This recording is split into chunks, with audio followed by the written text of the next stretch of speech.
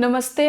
और आज हम पेपर सॉल्यूशन 5 करने वाले हैं और अब तक पेपर नंबर 4 तक आपने उम्मीद है कि सारी वीडियोस क्या कर ली होगी, अच्छे से देख ली होगी, अच्छे से एक्सप्लेनेशन को क्या कर लिया होगा, लर्न कर लिया होगा। हालांकि अभी माहौल बहुत तनाव भरा है, आपको डर भी लग रहा होगा, लेकिन डरे नहीं। भारतीय सेना जो है वो अपना कर्तव्य निभा रही है और हम जो है अपना कर्तव्य निभाएंगे, क्योंकि फिलहाल हमारा 23 जून को एग्जाम है। तो पूरा फोकस फिर से कहाँ करते हैं, इसी एग्जाम पे करते हैं। और आइए पहले क्वेश्चन को देखते हैं और देखने से पहले हाथ जोड़ेंगे माँ भगवती को कि भाई आप साथ रहना। अभी बाहर भी युद्ध की कंडीशन है, अंदर भी युद्ध की कंडीशन है, तो आप साथ रहेंगी तो सब चीजें क्या हो जाएंगी, सही हो जाएंगी। अब एक इंपॉर्टेंट सूचना आप सभी को, वो है स्कूल व्याख्याता प्रतिभा खोज परीक्षा की, जो हमारे संस्थान के द्वारा आयोजित की जा रही है। और दोनों पेपर की होगी ये, फर्स्ट पेपर की भी और सेकेंड पेपर की भी, ठीक है। और प्रथम पुरस्कार इसके अंदर कितना है, 11,000 है। द्वितीय पुरस्कार इसमें 5100 है और तृतीय पुरस्कार जो है वो इसमें क्या है, 2100 है। तो ये रहने वाला है। और वर्तमान की परिस्थितियों को देखकर हो सकता है कि ये ऑनलाइन मोड पर की जाए। हालांकि ऑफलाइन मोड के लिए जयपुर, बीकानेर, सूरतगढ़, बाड़मेर, सीकर, जोधपुर, नौहर स्थान जो है वो चयनित किए गए थे। लेकिन वर्तमान परिस्थितियों को देखकर ये परीक्षा जो है हो सकता है कैसे आयोजित की जाए, 1 जून को ऑनलाइन मोड पर। तो जल्दी से रजिस्टर कीजिए, अगर ऑनलाइन मोड है तो भी बहुत बढ़िया है। तो जल्दी से जल्दी क्या कीजिए, इसके लिए रजिस्ट्रेशन कीजिए। ठीक, चलो आगे चलते हैं। हाँ, आज हमारा पहला क्वेश्चन देखते हैं क्या है। तो पहला क्वेश्चन बहुत इजी है, इसे मैं वन शॉट में बहुत अच्छे से पढ़ा चुकी हूँ आपको, कि भारतीय संसद की जो संप्रभुता है उसे रोकने का काम कौन करता है। जो संसद ज्यादा सीना तान के खड़ी है ना, ऐसे कि हम ही है सब कुछ, है ना। तो उस संसद के एटीट्यूड को, कि जो कुछ है वो संसद ही है, इस एटीट्यूड को रोकने का काम कौन करता है, जुडिशियल रिव्यू करता है, न्यायिक समीक्षा करता है। तो सिंपल है, न्यायिक समीक्षा के द्वारा हम संसद की संप्रभुता को काबू में कर सकते हैं कि ओए चुप बैठ, हम भी हैं, ठीक है। तो न्यायिक समीक्षा से हम क्या कर सकते हैं, काबू कर सकते हैं किसको, भारतीय संसद की संप्रभुता को। आगे चलते हैं। लोक देवता जिनका मुख्य मंदिर लूणी नदी के किनारे, तो लूणी नदी के किनारे तिलवाड़ा बाड़मेर, कौन सी जगह, तिलवाड़ा बाड़मेर के अंदर जो लोक देवता रहते हैं वो कौन है, वो है आपके मल्लीनाथ जी। अब इस साल पता है मल्लीनाथ जी के बारे में क्या याद रखना, इस साल मल्लीनाथ जी के बारे में एक तो याद रखना कि ये सन किसके थे, ये बेटे किसके थे। तो ये राव सलखा जी जो है, जिनको तीड़ा जी भी बोलते हैं, राव सलखा जी। और इनकी माँ का नाम कौन था, इनकी माँ का नाम था जानी दे। मुझे पता नहीं क्यों इस बार अंदर से एक इंट्यूशन है कि वो इस बार मल्लीनाथ जी की मम्मी का नाम आपसे पूछ सकते हैं। वो आपसे पूछ सकते हैं निम्नलिखित में से कौन से लोक देवता हैं जिनकी माँ का नाम जानी दे है। तो याद रखना ये कौन है, मल्लीनाथ जी है। अब मल्लीनाथ जी के बारे में थोड़ी सी चर्चा करते हैं। मल्लीनाथ जी बहुत पावरफुल थे और लड़ने वड़ने में बड़े अच्छे थे। उन्होंने राव चुंडा की मदद भी की थी जोधपुर बसाने के अंदर। और निजामुद्दीन जो है फिरोज शाह तुगलक के कमांडर, उनसे लड़े थे ये मल्लीनाथ जी। तो याद रखना, कभी आपको अगर ऐसा स्टेटमेंट देखने को मिल जाए कि निजामुद्दीन जो तुगलकी सेना का एक सेनापति था, उससे लड़ने वाला, 1 मिनट,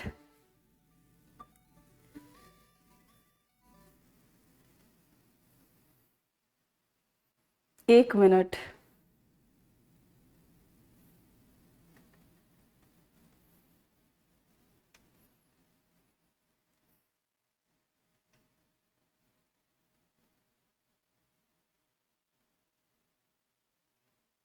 हाँ, तो अभी थोड़ी टेंशन की सिचुएशन है, तो मम्मी का फोन आ जाता है बीच में, तो मैं बस उनके फोन का मैसेज के द्वारा जवाब दे रही थी। अब पुनः हम कहाँ आ जाते हैं, यहाँ आ जाते हैं। तो याद रखना मल्लीनाथ जी जो थे वो फिरोज शाह तुगलक के जो सैन्य कमांडर थे, निजामुद्दीन, उनसे लड़े थे और बहादुरी से लड़े थे और उनको अच्छा खासा सबक सिखाया था। फिर हमें ये भी याद रखना है कि जो मल्लीनाथ जी है ना, उनकी जो वाइफ है रूपा दे, उनकी वाइफ का क्या नाम है, इनकी वाइफ का नाम है रूपा दे। इनकी वाइफ जो थी, इनके गुरुजी थे उगम सिंह भाटी। कौन थे, उगम सिंह भाटी। ये उगम सिंह भाटी से ही बाद में मल्लीनाथ जी को क्या दिलवाई गई है, योग दीक्षा दिलाई गई है, ये भी हमें याद रखना है।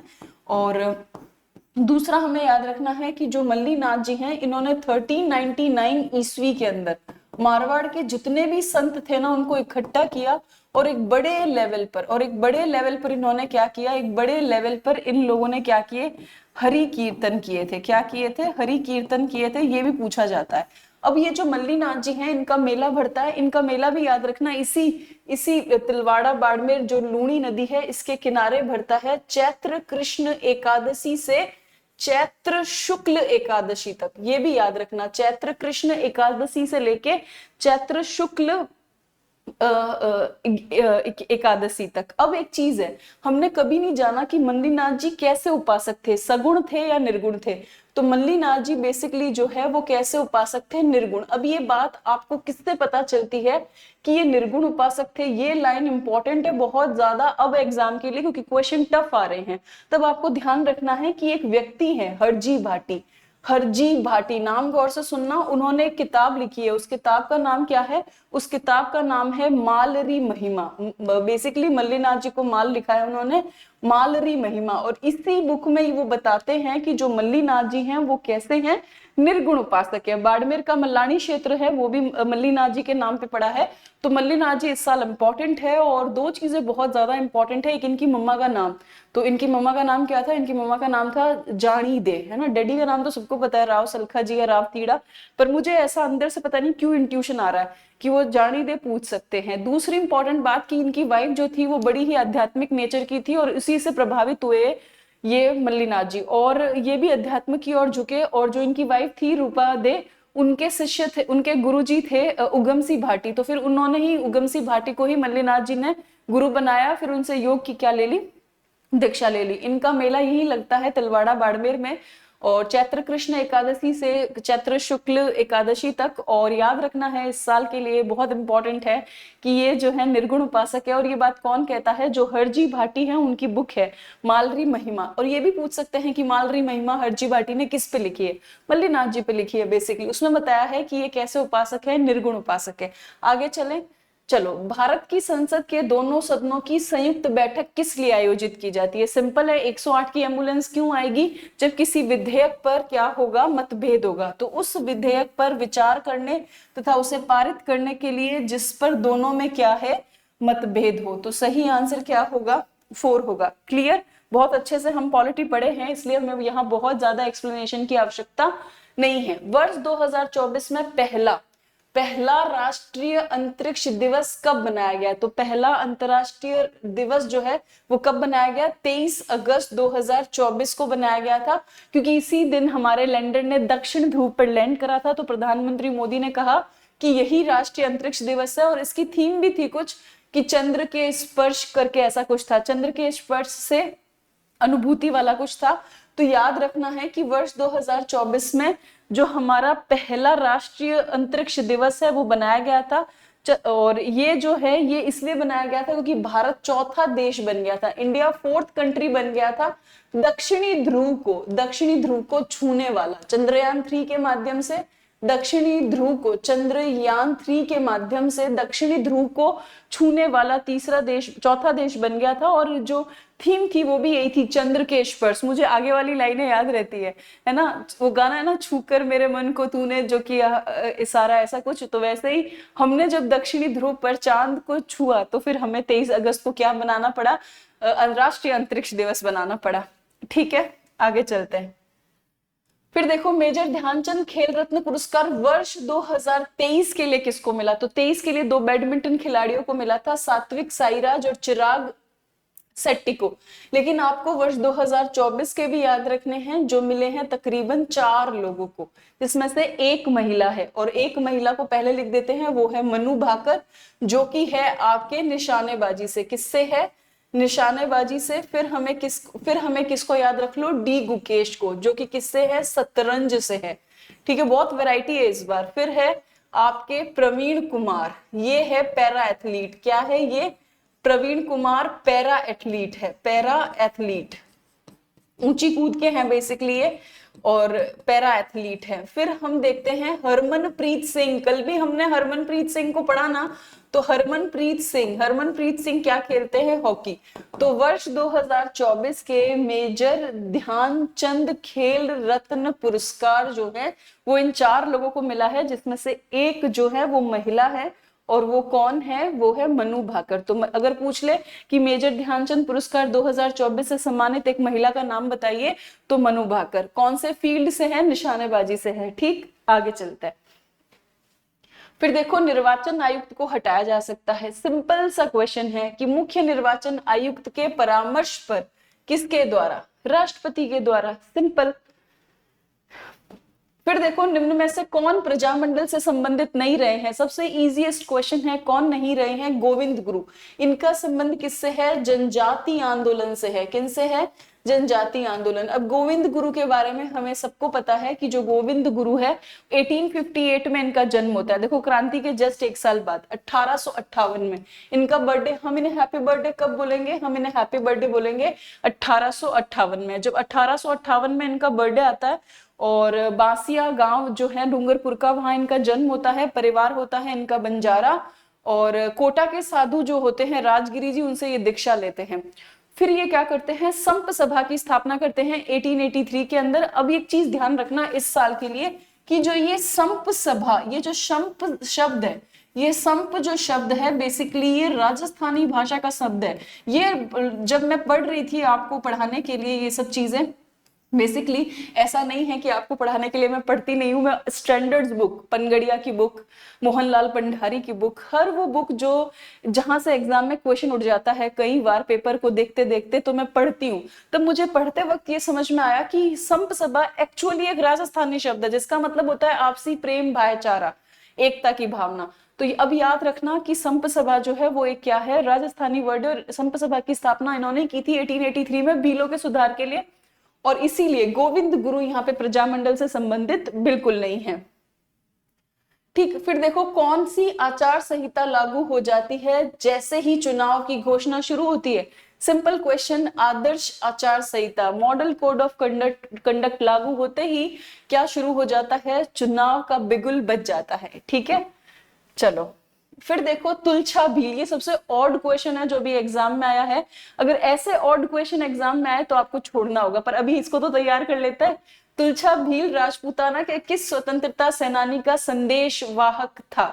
तो ये थे विजय सिंह पथिक का। हालांकि यहाँ पे बहुत दिल कहेगा कि गोविंद गिरी पे टिक लगा दे, टिक लगा दे, और कुछ लोग लगा भी देंगे क्योंकि पीछे देखो क्या लिखा हुआ है, तुलछा भील। पर ध्यान रखना, हाँ कुछ लोग मोतीलाल तेजावत के सामने भी जा सकते हैं। तो देखो दो ऑप्शन प्रेडिक्टेबल है जहां पे गलती होगी ही बच्चों के साथ, लेकिन विजय सिंह पथिक जो है वो इसका क्या है? करेक्ट आंसर है एकदम। याद रखना, भूलना मत। हाँ, और एक जिनका भी रीट प्री क्लियर हुआ है और जिन्होंने भी चैनल पे मैसेज किए हैं कमेंट बॉक्स में, और सर को मैसेज किए हैं कि मैम हमारा हो गया है, उनको बहुत बहुत शुभकामनाएं। और अब जंग लड़ने के लिए तैयार हो जाइए आप भी रीट मेंस की, और अंदर पक्का कर लीजिए कि रीट मेंस नहीं छोड़ेंगे हम। ठीक है, और अभी तो फिलहाल रीट मेंस के लिए बैच नहीं शुरू करेंगे। जिस दिन से भी शुरू करेंगे मन से शुरू करेंगे, और कोशिश करेंगे कि जो आपका सपना है टीचर बनने का वो पूरा हो। आगे चले। सीकर आंदोलन की उल्लेखनीय महिला नेता कौन थी? तो बेसिकली सीकर आंदोलन में कौन थी? किशोरी देवी थी। वो जो आपका 25 अप्रैल 1934 को कटराथल में एक सम्मेलन होता है, पता है ना? कटराथल, ये उस समय का मी टू मूवमेंट है। हैशटैग मी टू मूवमेंट के बारे में आपने सुना होगा ना। एक टाइम आया था जब हैशटैग मी टू मूवमेंट करके पूरा का पूरा एक रोला पे आया था, जिसमें जिन जिन महिलाओं के साथ सेक्सुअल हेरसमेंट के केसेस आए थे उन लोगों ने हैशटैग मी टू के साथ अपनी स्टोरीज को क्या किया था? बताया था कि देखो मेरे साथ अब ये सेक्सुअल हेरसमेंट का केस हुआ है। तो राजस्थान का जो हैशटैग मी टू सम्मेलन है वो है 25 अप्रैल 1934 का कटराथल सम्मेलन। अब ये क्यों इतना जबरदस्त है? ये इसलिए इतना जबरदस्त है क्योंकि जो सीकर ठिकाने के अंदर सीहोत के ठिकानेदार थे। किसके ठिकानेदार थे? सीहोत के ठिकानेदार, जिनका नाम था मान सिंह। उन्होंने महिलाओं के साथ बदसलूकी की थी, उनके बाल भी पकड़े थे, उनके साथ बहुत बदतमीजी की थी। इसी मान सिंह की बदतमीजी के खिलाफ किशोरी देवी के नेतृत्व में 25 अप्रैल 1934 को कटराथल में भयंकर महिलाएं इकट्ठा हुई थी, और ये बिल्कुल हैशटैग मी टू जैसा आंदोलन था। यहाँ पे ठाकुर देशराज की वाइफ उत्तमा देवी भी मौजूद थी, और एक दुर्गा देवी करके हैं वो भी यहाँ पे क्या थी? मौजूद थी। तो किशोरी देवी ने अध्यक्षता की थी, उत्तमा देवी ने भाषण दिया था, बहुत बढ़िया। तो ये सब चीजें याद रखना, सिंपल। और ये बदमाश ठाकुर कौन सा था? मान सिंह। ये वो कौन सा पिक्चर है? शोले पिक्चर वाला बढ़िया वाला ठाकुर नहीं है, ये घटिया वाला ठाकुर है मान सिंह। फिर देखो 15, राजस्थान में राज प्रमुख का पद कब समाप्त किया गया? तो राजस्थान में राज प्रमुख का पद कब समाप्त किया गया? 1 नवंबर 1956 को। सिंपल। हाँ, अब देखो हमें मैच करना है चरणदासी। तो चरणदासी जो संप्रदाय है उसकी मुख्य पीठ कहाँ है? दिल्ली। वैसे जो चरणदास जी हैं, है ना, चरणदास जी, इनका जन्म होता है डेहरा अलवर में, ये बात सबको पता है। लेकिन इस साल के लिए अच्छा क्वेश्चन तैयार रखना कि ये चरणदास जी का मूल नाम क्या था। इनका मूल नाम था रणजीत। क्या था इनका मूल नाम? रणजीत था। लेकिन मुनि शुक्रदेव, मुनि शुक्र से जब इनको क्या मिलती है? दीक्षा मिलती है, तब वो इनका नाम क्या कर देते हैं? चरणदास कर देते हैं। ये क्वेश्चन इस साल पूछा जा सकता है, इसलिए आपको क्या रखना है? ध्यान रखना है। ठीक है, फिर आपको ये भी ध्यान रखना है कि चरणदास जी ने कौन कौन सी बुक लिखी थी।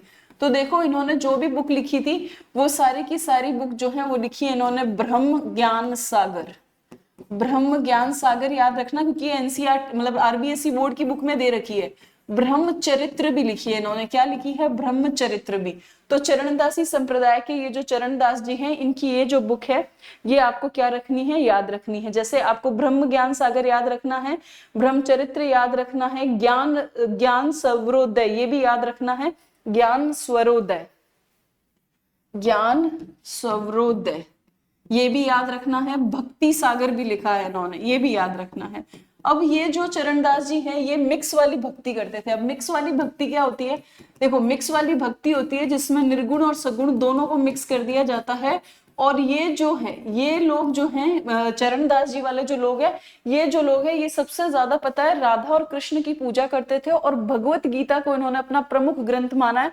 ये बहुत इंपॉर्टेंट है। तो चरणदास जी का एक क्विक रिविजन करते हैं जो इस साल बहुत ज्यादा क्या है? इंपॉर्टेंट है, क्योंकि एग्जामिनर कुछ नया चाहता है ना, उसको भी कुछ न्यू चाहिए, है ना, फैशन की तरह। तो चरणदास जी बेसिकली डेहरा अलवर में पैदा होते हैं, लेकिन बचपन का नाम होता है रणजीत। और रणजीत नाम आपको याद करना मुश्किल नहीं है। फिर मुनि शुक्रदेव से दीक्षा लेते हैं, देन उनका नाम मुनि शुक्रदेव क्या निकालते हैं? चरणदास। अब उनका पूरा का पूरा अड्डा होता है, मुख्य अड्डा दिल्ली में। ठीक है, फिर ये बैठ के बुक्स लिखते हैं। अब ये कहते हैं कि यार सगुण और निर्गुण को मिक्स कर देते हैं, दोनों ही अच्छा है, सगुण भी अच्छा है निर्गुण भी अच्छा है। फिर कहते हैं यार भगवत गीता बेस्ट है, तो भगवत गीता को ही क्या बनाते हैं? अपना मुख्य ग्रंथ बनाते हैं। राधा और कृष्ण जो जुगल जोड़ी है, हमारे घर में बोला जाता है जुगल जोड़ी, मेरे घर में भी जुगल जोड़ी की बड़ी पूजा होती है। तो राधा और कृष्ण की जो मूर्ति है उसकी पूजा करते हैं, उनको नाम जब से भी याद करते हैं। और इन्होंने बहुत सारे क्या लिखे हैं? ग्रंथ लिखे हैं। पहले के दो नाम के आगे ब्रह्म है, ब्रह्म ज्ञान सागर, ब्रह्मचरित्र और भक्ति सागर, ज्ञान स्वरोदय। क्लियर? चलो फिर देखो अलखिया। अलखिया संप्रदाय के थे लालगिरी जी, और लालगिरी जी है वो सुलखिया चूरू में जन्मे थे। और पता है इंटरेस्टिंग बात, ये बीकानेर के जो जूनागढ़ फोर्ट है ना उसके सामने आके बैठ गए थे, और आज भी जूनागढ़ फोर्ट में इनके नाम का लाल पत्थर है। तो इनका संबंध किससे है? बीकानेर से है। फिर देखो गूदड़ संप्रदाय। गूदड़ संप्रदाय का कहाँ है? गूदड़ संप्रदाय का है दांतड़ा भीलवाड़ा। नवल संप्रदाय की कहाँ है? तो नवल संप्रदाय की है जोधपुर। तो सही आंसर क्या होगा? ए में थर्ड, बी में सेकंड, सी में फोर, डी में फर्स्ट। क्लियर? आगे चले। चलो, प्रसिद्ध अमर सागर जैन मंदिर राजस्थान के किस जिले में स्थित है? तो कौन सा जिले में स्थित है? सिंपल, जैसलमेर। बहुत सारे लोग इसे देखने आते हैं, जैसलमेर का अच्छा टूरिस्ट स्पॉट है ये, याद रखना। हाँ, अब देखो खानवा का युद्ध के संदर्भ में निम्नलिखित में से सत्य कथन की पहचान कीजिए। अब देखो खानवा का युद्ध किस दिन होता है? तो हमें याद रखना है ये होता है 17 मार्च 1527 को। और एक तरफ होते हैं महाराणा सांगा और एक तरफ होते हैं आपके बाबर। वर्सेस में कौन है? बाबर। और जगह जो है वो खानवा है, भरतपुर की। तो खानवा का युद्ध राजस्थान के इतिहास का प्रथम युद्ध था जिसमें गोला बारूद का प्रयोग हुआ। बिल्कुल सही, बाबर ने यहाँ पे गोला बारूद का इस्तेमाल किया था, तुलगामा पद्धति का इस्तेमाल किया था, इसीलिए वो जीता। दूसरा जो बाबर के जीतने का कारण था, जो सलहदी तंवर थे रायसीन के और नागौर के जो खान ज्यादा थे, वो राणा सांगा का साथ छोड़कर किसकी तरफ चले गए थे? बाबर की तरफ चले गए थे। दूसरा ये भी बहुत बड़ा इंपॉर्टेंट कारण है। ठीक है, इनको भी याद रखना। एग्जामिनर ने पूछा है कि जब सांगा खानवा का युद्ध लड़ रहे थे तो कौन से दो लोगों ने सांगा के साथ चीटिंग की थी? तो किसने चीटिंग कर दी थी? तो चीटिंग करी थी आपके रायसीना के सलहदी तंवर ने और नागौर के खानजादा ने। ठीक, तो पहला स्टेटमेंट जो है वो बिल्कुल क्या है? इस वक्त करेक्ट है, इसमें कहीं पर भी क्या नहीं है, कोई भी गड़बड़ है नहीं। ठीक है, अब दूसरा देखो, इस युद्ध के दौरान राणा सांगा घायल हुए थे। बेसिकली सांगा बहुत घायल हुए थे और मेवाड़ का राज चिन्ह सिरोही के अक्खेराज देवड़ा ने धारण किया, गलत। अब देखो हुआ क्या था कि राणा सांगा जो है वो घायल हो गए थे युद्ध में, तो घायल सांगा को युद्ध से निकाला।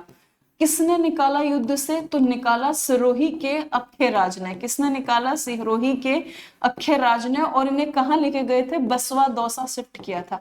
अब चूंकि भगदड़ ना मच जाए इसलिए राणा सांगा का जो राज चिन्ह है वो पहनाया गया था हलवद काठियावाड़ के झाला अज्झा को। इसलिए ये सेकंड स्टेटमेंट जो है ना वो क्या है आपका? फॉल्स है। ठीक, तो कौन सा स्टेटमेंट ट्रू है? तो केवल एक स्टेटमेंट जो है वो हमारा ट्रू है। और रीट मेंस के अंदर क्वेश्चन आया था कि सांगा की मृत्यु कब हुई है, तो सांगा की मृत्यु 30 जनवरी 1528 को कालपी में हुई है और सिर्फ 46 ईयर्स के थे। अब आप कई बार सोचो कि यार सांगा की डेथ क्यों पूछी? सांगा की डेथ पूछना बहुत जरूरी है क्योंकि सांगा की डेथ के बाद राजपूताना और पूरे भारत की जो दिल्ली सल्तनत है उसका पूरा का पूरा टाइम चेंज हो गया था और मुगलिया सल्तनत की स्थापना हुई थी। इसलिए सांगा की डेथ पूछना वाजिबी है। कई बार मुझसे कोई लोग पूछते हैं कि मैम यार सांगा की डेथ याद करें क्या, हर राजा की डेथ याद करें? नहीं, हर राजा की डेथ इंपॉर्टेंट नहीं है। कुछ राजाओं की डेथ इंपॉर्टेंट है क्योंकि उनके डेथ के बाद एक पॉलिटिकल वैक्यूम पैदा हुआ। उस वैक्यूम के बाद एक नया पॉलिटिकल जो एरेना है वो बना। जैसे सांगा की डेथ के बाद बेसिकली मुगल्स जो है वो भारत में जमने शुरू हो गए थे, इसीलिए आपको रीट के अंदर सांगा की डेथ पूछी गई। मतलब एग्जामिनर अगर कुछ भी पूछता है कि उसके पीछे एक घनघोर कारण होता है तो 30 जनवरी 1528 सांगा की डेथ, 46 ईयर्स के थे सांगा। सोचो 46 ईयर्स में ये आदमी अपना सब कुछ कर गया। ठीक, आगे चलते हैं। अब देखो कच्छी घोड़ी डांस बड़ा ही शानदार राजस्थान की जान, एक व्यवसायिक नृत्य है, कमर्शियल डांस है और बेसिकली विवाह और मंगल अवसरों पे होते हैं। सरगड़े, ढोली, कुम्हार कास्ट के लोग जो हैं वो नागौर और उसके आसपास क्षेत्र डीडवाना, कुचामन, पर्वतसर में करते हैं। और बांस की घोड़ी होती है और ये जो है लस्कारिया, रसिया, बींद, रसाला इन गानों पे डांस करते हैं। और मैंने इसे लाइव देखा है तो ये इस प्रकार से आगे पीछे होते हैं कि जब ये पैर से आगे पीछे होते हैं ना तो कमल के फूल का पैटर्न बनता है। ठीक है, तो उससे बड़ा अच्छा लगता है देखने में। तो याद रखना कच्छी घोड़ी के बारे में जो भी अभी मैंने बताया सारी चीजें गौर से सुन लेना। फिर देखो निम्नलिखित कथनों पर विचार करें और नीचे दिए गए कूट से सही उत्तर का चयन करें। अब देखो हम ये है बालू का स्तूप के बारे में। अब थोड़ी सी बात हम बालू का स्तूप की करते हैं फिर हम स्टेटमेंट को पढ़ेंगे। देखो बालू का स्तूप है ना, ये जान है, ये किसकी जान है? डेजर्ट की, है ना, मरुस्थल की। जैसे कहता है ना ये मेरी जान है, तो बेसिकली ये मरुस्थल की बेस्ट सबसे प्यारी वाली गर्लफ्रेंड है ना। मरुस्थल की गर्लफ्रेंड का अगर आप नाम लोगे तो वो बालू का स्तूप होगा। मजाक की बात हुई, थोड़ा तनाव के माहौल में हंसना जरूरी है। अब बालू का स्तूप बनते कैसे हैं? तो बालू का स्तूपों के लिए बताया आपको 3 चीजें चाहिए। एक तो चाहिए आपको गर्म हवा, ठीक है, प्लस गर्म हवा के बाद आपको क्या चाहिए? महीन रेत के कण। क्या चाहिए? महीन रेत के कण। और उसके साथ आपको क्या चाहिए? अवरोध। ये तीनों चीजें जब एक साथ आती है तभी आपके क्या बनता है? बालू का स्तूप बनता है। अब राजस्थान में क्या होता है कि जब भी गर्मी के दिनों में गर्म हवाएं चलती है तो जब ये गर्म हवाएं चलती है तो ये बालू मिट्टी को, सोतीली को जगाती है और जगाकर उन्हें क्या करती है? किसी न किसी अवरोध के सहारे बिठा देती है।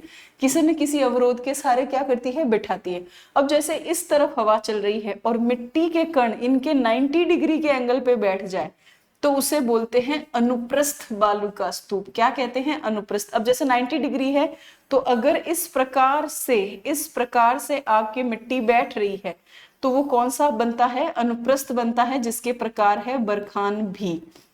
अब अगर हवा की दिशा इस तरह से चल रही है और मिट्टी का कण एकदम मम्मी का राजा बेटा है, अच्छा बच्चा है, जिस डायरेक्शन में हवा जा रही है उसी डायरेक्शन में आपके मिट्टी के कण बैठ रहे हैं तो आप देखते हो इस प्रकार के बालू का स्तूप बनते हैं जिन्हें बोलते हैं अनुदैर्ध्य। क्या बोलते हैं? अनुदैर्ध्य, लॉन्गिट्यूडनल। तो बेसिकली बालू का स्तूपों की कहानी है और बालू का स्तूपों की कहानी में पहला क्या दे रखा है? अनुप्रस्थ बालू का स्तूप चूरू और झुंझुनू जिलों में मिलते हैं। बिल्कुल करेक्ट। जो अनुप्रस्थ बालू का स्तूप है वो मम्मी के राजा बेटे नहीं है, वो मम्मी के बदमाश बच्चे हैं। ये मम्मी के बदमाश बच्चे जिस डायरेक्शन में गर्म हवा चल रही होती है उसके 90 डिग्री समकोण पर बैठते हैं। पहली बात किस पर बैठते हैं?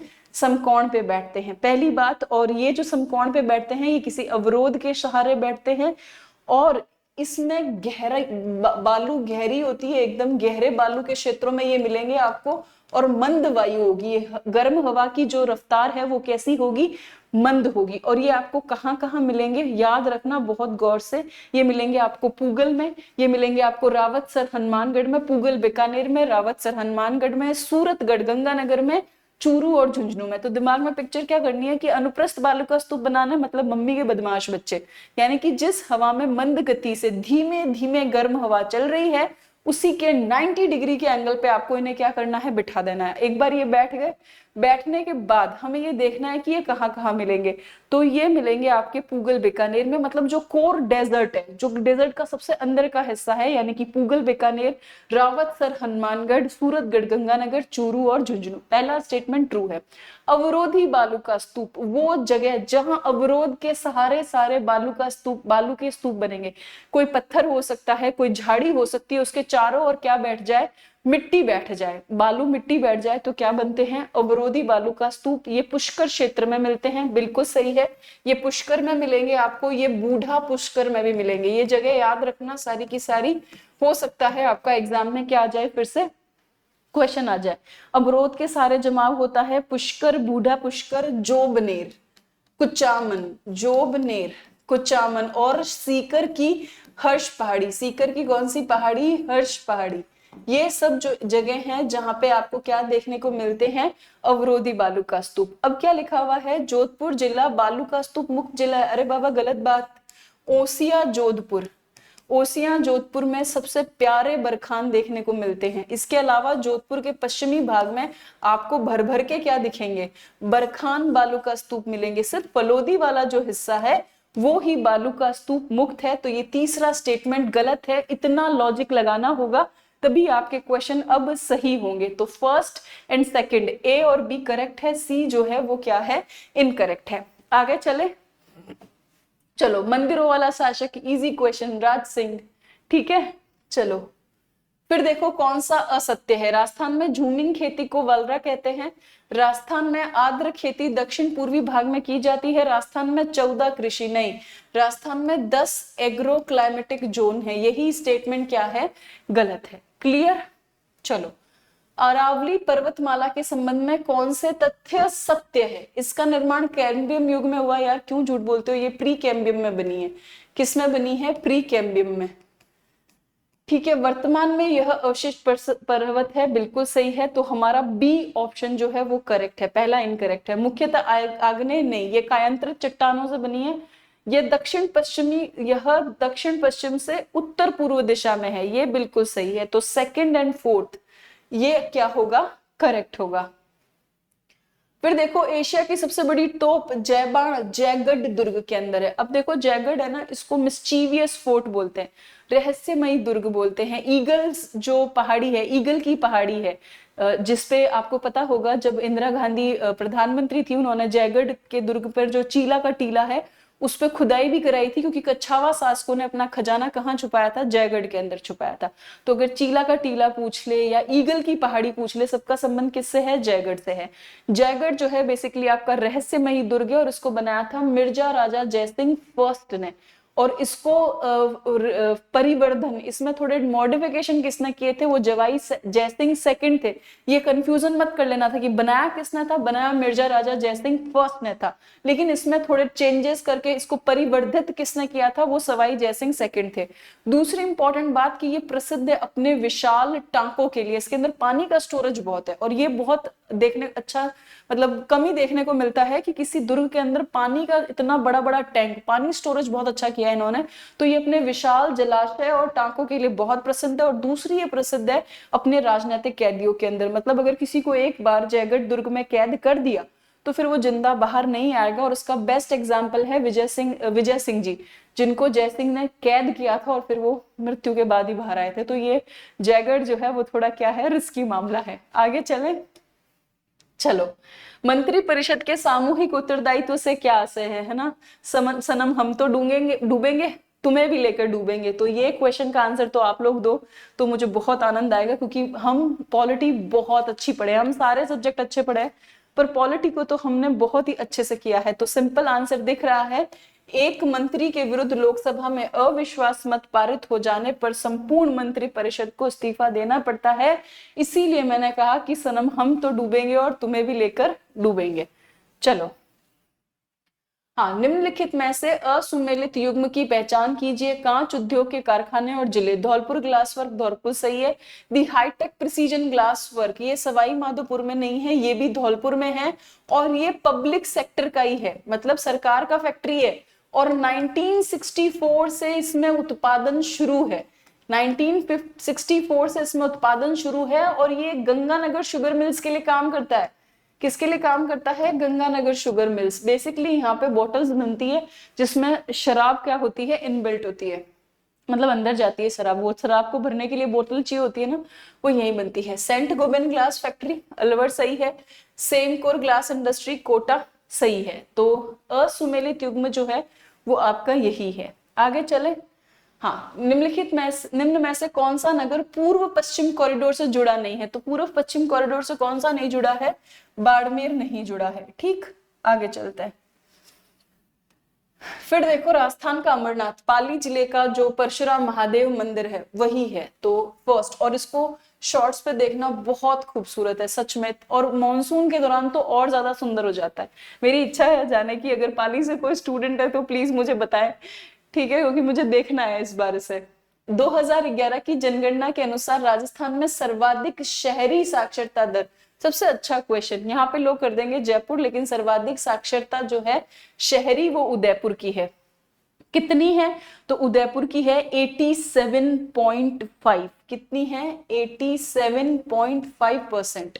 तो अगर आपको ग्रामीण साक्षरता पूछ ले सिंपल कि ग्रामीण साक्षरता कितनी है राजस्थान के अंदर 2011 के अनुसार वर्तमान में, तो ग्रामीण साक्षरता कितनी है राजस्थान के अंदर?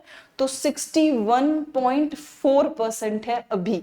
तो देखो, बहुत अच्छे से इसको देखो। फिर आपको ये पूछ ले कि ये ग्रामीण साक्षरता कितना प्लस हुई है 2001 से, तो 2001 से ये कितने प्लस में है? 2001 से ये प्लस में है 6.1% के, यानी कि पिछला 55.3 था, क्योंकि आजकल प्लस पूछा जा रहा है तो ध्यान रखना।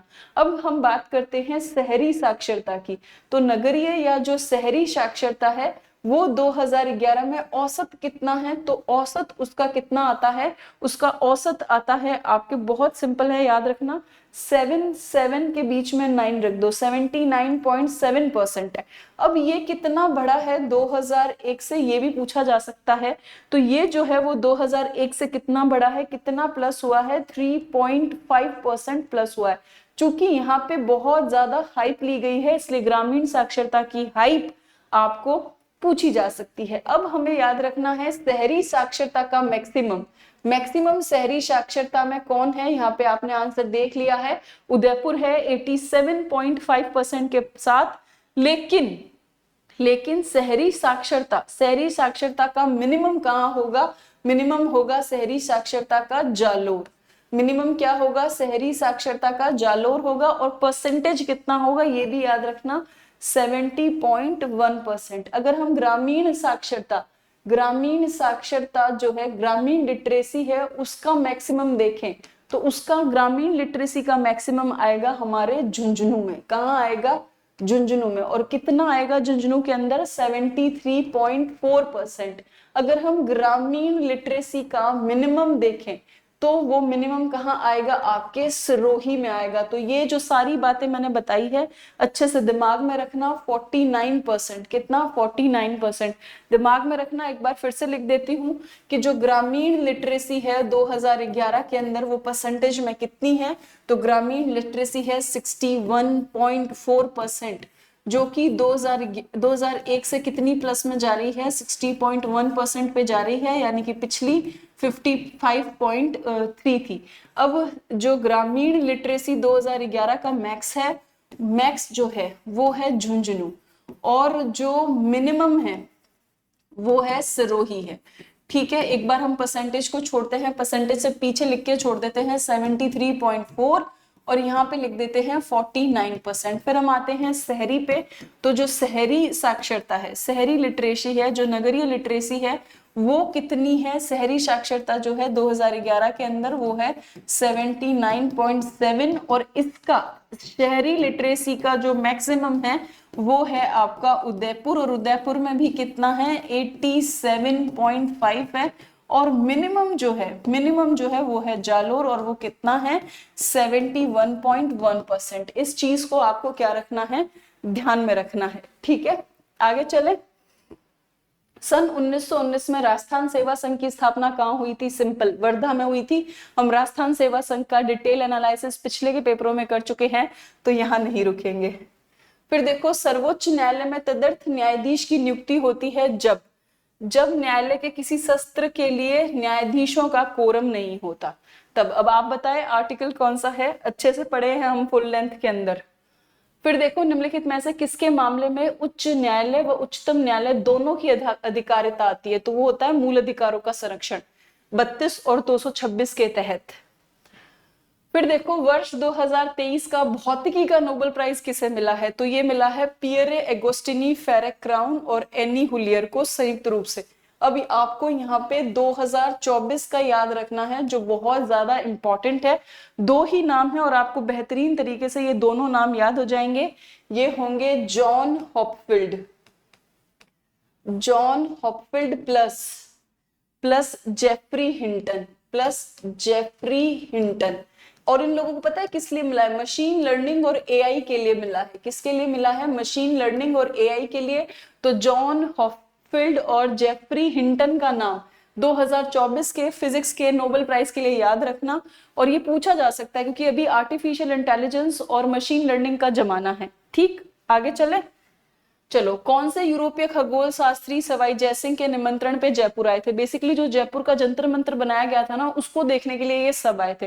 बोले यार गजब की बात है। वैसे भी यूरोप का इंटरेस्ट बहुत है हॉरोस्कोप के अंदर। तो क्लाउड बॉडियर फ्रांस के थे, आंद्रे स्ट्रोबल जर्मनी के थे, फादर एंटोनी गेबल्स पैराग्वे ये भी आए थे, फादर पेड्रो द सिल्वा ये भी आए थे। ये सभी आए थे। तो 1 2 3 4 रटना नहीं है, मजे से देखो, पढ़ो और आगे बढ़ो, याद हो जाएगा। ठीक, विम्बलडन टेनिस 2024 के पुरुष व महिला एकल विजेता इंपॉर्टेंट है। ये है कार्लोस अल्कारेज और पी रिजकोवा।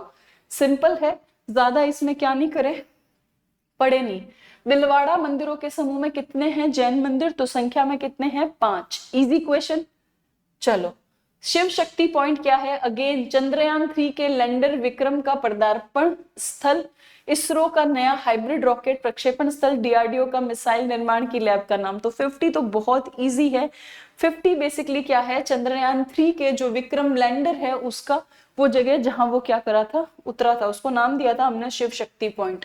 राजस्थान का कौन सा जिला रॉक फॉस्फेट खनिज का उत्पादक नहीं है? रॉक फॉस्फेट उदयपुर में मिलता है। उदयपुर की कौन कौन सी जगह है? डाकन कोटड़ा, झामर कोटड़ा और खान वाली जगह है, नीमच माता है, ये सारी उदयपुर की जगह है। जैसलमेर बाड़मेर का फतेहगढ़ बिरमानिया है, और जयपुर वाले क्षेत्रों में भी ये पाया जाता है। तो पाली से इसका कोई रिश्ता नाता नहीं है। ठीक है, तो पाली। फिर देखो, किस आयोग की सिफारिश पर माउंट आबू और अजमेर मेरवाड़ा का विलय राजस्थान में किया गया था? तो ये था राजस्थान पुनर्गठन आयोग। बेसिकली ये राज्य पुनर्गठन आयोग था, जिसको क्या लिख दिया गया है? राजस्थान पुनर्गठन आयोग। ये था राज्य पुनर्गठन आयोग, उसकी सिफारिश के आधार पर हुआ था। फिर देखो, यदि भारत का प्रधानमंत्री राज्यसभा का सदस्य है तो क्या होगा? तो नो कॉन्फिडेंस मोशन, एनसीएम की स्थिति में वो अपने पक्ष में क्या नहीं दे पाएगा? मत नहीं दे पाएगा। बस यही एक इंडिफरेंट चीज है। सिंपल। चलो, मेव कृषक आंदोलन, इजी क्वेश्चन। मेव कृषक आंदोलन बेसिकली ये वो आंदोलन है जिसने किसान आंदोलन से खुद को चेंज करके सांप्रदायिकता का चोला पहन लिया था, और इसमें यासीन खान मुख्य नेता कौन थे? यासीन खान थे। ठीक है, चले। यार अहमद यादगार खां से कुछ याद आता है क्या? मुझे तो याद आ गया है अहमद यादगार खां से। ये यादगार शब्द से मुझे कुछ याद आया है, मुगलों का कुछ साहित्य याद आया है। अगर आपको याद आ रहा है तो प्लीज बताना। फिर देखो, पंसारी की हवेली कहाँ है? पंसारी की हवेली श्री माधोपुर में। सीधा क्वेश्चन है पर्यटन से। फिर देखो, भोपाल का कैदी नामक लेखक कौन लिखा है? उपन्यास कौन लिखा है? तो ये टिम वॉकर है, भोपाल का कैदी, याद रखना। फिर देखो, निम्नलिखित में से किसे हाल ही में भारत रत्न पुरस्कार नहीं दिया है? तो स्वामीनाथन को दिया है, चौधरी चरण सिंह को दिया है, लाल कृष्ण जी को दिया है, वर्गीस कुरियन को अभी नहीं दिया है। ठीक, करंट का क्वेश्चन है, 1 साल पीछे गए हैं ना। राजस्थान के किन क्षेत्रों में अनुप्रस्थ बालू का स्तूप मिलते हैं? अभी पढ़े थे ये मम्मी के बदमाश बच्चे। बीकानेर के पूगल में मिलेंगे, गंगानगर के सूरतगढ़ में मिलेंगे, रावतसर हनुमानगढ़ में मिलेंगे, चूरू और झुंझुनू में भी मिलेंगे। ठीक है, जैसलमेर के मोहनगढ़ में नहीं मिलेंगे, हनुमानगढ़ के नोहर में नहीं मिलेंगे। तो सही उत्तर का चयन कीजिए। तो कहाँ मिलते हैं ये? तो मिलते हैं ए और बी में। तो सही आंसर क्या होगा आपका? 4, हनुमानगढ़ के रावतसर में मिलता है। ठीक है, फिर भारत की ज्योति सुरेखा खेल की किस स्पर्धा से संबंधित है? तो ज्योति सुरेखा किससे संबंधित है? तीरंदाजी से। तो ये हमारे आज के क्वेश्चन जो हैं वो क्या हुए हैं? कंप्लीट हुए हैं। अब आपको साइंस, रीजनिंग और मैथ्स देखने को मिलेगी दीपक सर के द्वारा। तो थैंक यू। और वंस अगेन रीड प्री वालों, आपने मेहनत की है इसलिए आप पास हुए। मैंने सिर्फ आपको पढ़ाया है, लेकिन आपने पढ़ा बहुत अच्छे से है। तो आपकी जो ये अच्छी आपने मेहनत की और आप सफल हुए, उसके लिए आपको ही इसके लिए सबसे ज्यादा बधाई। मैंने सिर्फ अपना काम किया और आगे भी रीट मेंस में मैं अच्छा काम करूंगी। फर्स्ट ग्रेड में भी, सेकंड ग्रेड में भी, पूरी शिक्षक भर्तियों में मैं हमेशा आपके साथ खड़ी रहूंगी। ठीक है, तो बाय, और अब मिलेंगे कल, तब तक के लिए बाय। चलो अब क्वेश्चंस की बात करते हैं। साइंस, रीजनिंग और मैथ के ऊपर जो क्वेश्चन जो है पेपर के अंदर पूछे गए थे, अब उनके सॉल्यूशन की बात करते हैं, उनके आंसर्स की बात करते हैं, कैसे कौन सा सॉल्यूशन आया उसके बारे में अब अपने बात करते हैं। तो सबसे पहले देखो अपने देखते हैं क्वेश्चन से पहले देखो एक ये जानकारी आपको मिल गई होगी कि अपने बार अपना जो एक और पेपर है स्कूल व्याख्याता प्रतिभा खोज परीक्षा, उसका जो है वो एग्जाम जो है 1 तारीख को कंडक्ट करवाया जाएगा। तो एकदम तैयार हो जाइए। और इसके अंदर देखो प्राइस देखो, फर्स्ट है 11,000, सेकंड है 5100 और थर्ड प्राइज है वो है 2100। और 4 से 10 रैंक वालों को क्या दिया जाएगा? नगद पुरस्कार दिए जाएंगे। और ये कहाँ कहाँ पर कंडक्ट करवाया जा रहा है? ये करवाया जा रहा है जयपुर, बीकानेर, सूरतगढ़, बाड़मेर, सीकर, जोधपुर, नौहर। ठीक है, तो तैयार हो जाइए बिल्कुल अच्छे तरीके से एग्जाम की तैयारी कर लीजिए। और ये प्राइज जो है इनको लेने की बिल्कुल अच्छे से तैयारी कर लीजिए। ठीक है, अब देखो अपने चलते हैं क्वेश्चंस के ऊपर। देखो 2 या अधिक समान परमाणु जुड़कर बनाते हैं। काफी बार ये क्वेश्चन आ चुका है क्योंकि बहुत ज्यादा इंपॉर्टेंट है। जितनी बार क्वेश्चन रिपीट हो रहा है उसका मतलब वो क्वेश्चन उतना ही ज्यादा इंपॉर्टेंट बनता है। ठीक है, अब देखो इसके अंदर अपना हो जाएगा अणु। ठीक है, अब जैसे यौगिक होता है ना, यौगिक बहुत सारे अलग अलग प्रकार के जो होते हैं वो मिलकर बनते हैं। मतलब इसके अंदर कोई जरूरी नहीं है, इसके अंदर जैसे अपने अशुद्ध पदार्थ भी होते हैं वो भी इसके अंदर अपने साथ में वो जुड़ जाते हैं। ठीक है, जैसे जमीन से निकाला जाता है तो वो यौगिक के रूप में निकलते हैं। मतलब यौगिक के रूप में कुछ अशुद्धियां भी होती है वो साथ में रहती है। ठीक है, और केवल 2 से अधिक परमाणु के रूप में जो रहता है वो रहता है अणु रहता है। ठीक है, ये याद कर लेना, अणु। अब देखो कार्बन, देखो कार्बन टॉपिक जो था उसके नॉर्मल क्वेश्चन जो है वो सारे कर चुके हैं। तो थोड़ा सा एक्स्ट्रा ऊपर के लेवल का क्वेश्चन है ये। तो कार्बन के निम्नलिखित यौगिकों में से किसका गलनांक अधिकतम होता है? गलनांक अधिकतम मतलब कि जिसको गलाने के लिए अधिक ऊर्जा देनी पड़ती है, ऐसा कौन सा पदार्थ है? देखो ऑप्शन है मीथेन, क्लोरोफॉर्म, एथेनॉल और एसिटिक अम्ल। तो ये एसिटिक एसिड जो है ये अपने को याद करना है कि कार्बन का वह यौगिक जिसका गलनांक जो है वो मैक्सिमम होता है। ठीक है, उसके बाद में देखो निम्नलिखित में से कौन सा कचरा सबसे खतरनाक और सबसे लंबे समय तक बना रहता है? मतलब जिसको नष्ट करना है वो मुश्किल होता है। देखो जैव चिकित्सा, ज्वालामुखी की राख, वायु प्रदूषण, ये नाभिकीय कचरा।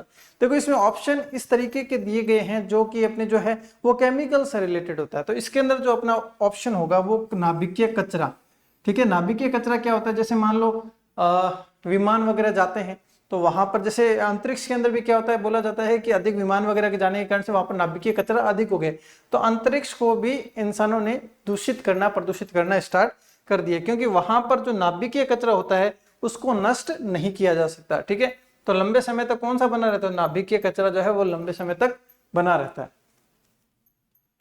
ठीक है, अब देखो निम्नलिखित में से कौन सा स्तनधारी जीव मानव जनित मौसमी परिवर्तन के कारण, मतलब मौसम के परिवर्तन के कारण जो विलुप्त हो गया उसके बारे में यहाँ पर पूछा जा रहा है। ठीक है, तो देखो ऊसर्स, मेरिटिम्स, रेड पांडा, ब्रेम्बल के मेलोमिस, ठीक है। नाम थोड़े अजीब हैं, लेकिन ऑप्शन जो है ये वाला अपना सही हो जाएगा। थर्ड ऑप्शन जो है ये अपना बिल्कुल करेक्ट ऑप्शन यहाँ पर हो जाएगा, ठीक है। तो याद कर लेना, मौसम के कारण से, परिवर्तन के कारण से विलुप्त हो चुके हैं, ठीक है। तो किसी ट्रिक से भी इसको जो है वो बनाया जा सकता है, ठीक है।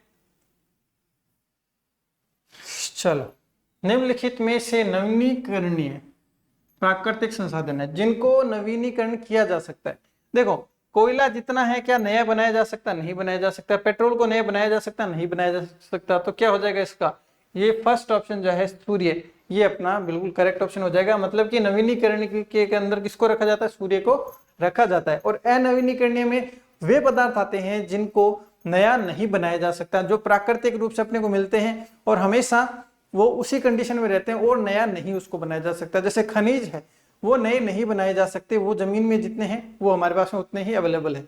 जो चीजें नई बनाई जा सकती है उनको नवीनीकरणीय बोला जा सकता है। सिल्वीकल्चर, सिल्वीकल्चर क्या है? तो एक बहुत ही अच्छा सा क्वेश्चन है, पेपर में पूछे जाने लायक क्वेश्चन है। सिल्वीकल्चर कहते हैं कि वनों के विकास एवं जनन से संबंधित अध्ययन। तो ये याद करना है, वनों के विकास व जनन से संबंधित अध्ययन को बोला जाता है सिल्वीकल्चर, ठीक है। बायोलॉजिकल हॉटस्पॉट की मुख्य विशेषता निम्नलिखित में से है। देखो, बायोलॉजिकल हॉटस्पॉट किसको कहते हैं? जहां पर जीव जो है वो खतरे वाली स्थिति के अंदर है, ठीक है, जो खतरे वाली स्थिति के अंदर होती है। जैसे देखो, ऑप्शन है स्थानीय फूलों के पौधे व उससे जुड़े खतरे, वनस्पति और जीव की विविधता से संबंधित कुछ प्रजातियों की फिलहाल विलुप्तता की स्थिति, मतलब जो विलुप्त होने वाले हैं उनकी जो स्थिति है उसके बारे में हॉट स्पॉट पर मुख्य विशेषता उसकी होती है कि जो विलुप्त होने वाले हैं उनको हॉटस्पॉट के अंदर रखा जाता है, ठीक है। 73 के बाद में है 70, हाँ ठीक है। अब देखो, अब जो क्वेश्चन थे साइंस के हो चुके हैं, अब अपने रीजनिंग के क्वेश्चन है। देखो, एक जो है पिछले टॉपिक वाला क्वेश्चन है, तो ये टॉपिक बहुत अच्छे से आपको समझ आ जाएगा क्योंकि 2-3 क्वेश्चन जो है पहले भी अपने हो चुके हैं, ठीक है। अब देखो, अंग्रेजी वर्णमाला श्रृंखला में दाएं छोर से 5वें अक्षर की बाईं ओर, देखो ऐसे होता है, ठीक है। ये होता है बायां या फिर लेफ्ट, ठीक है। ये होता है दायां साइड, ठीक है। ये होता है राइट, ठीक है। अब देखो, दाएं छोर से 5वां, ठीक है, दाएं छोर से 5वां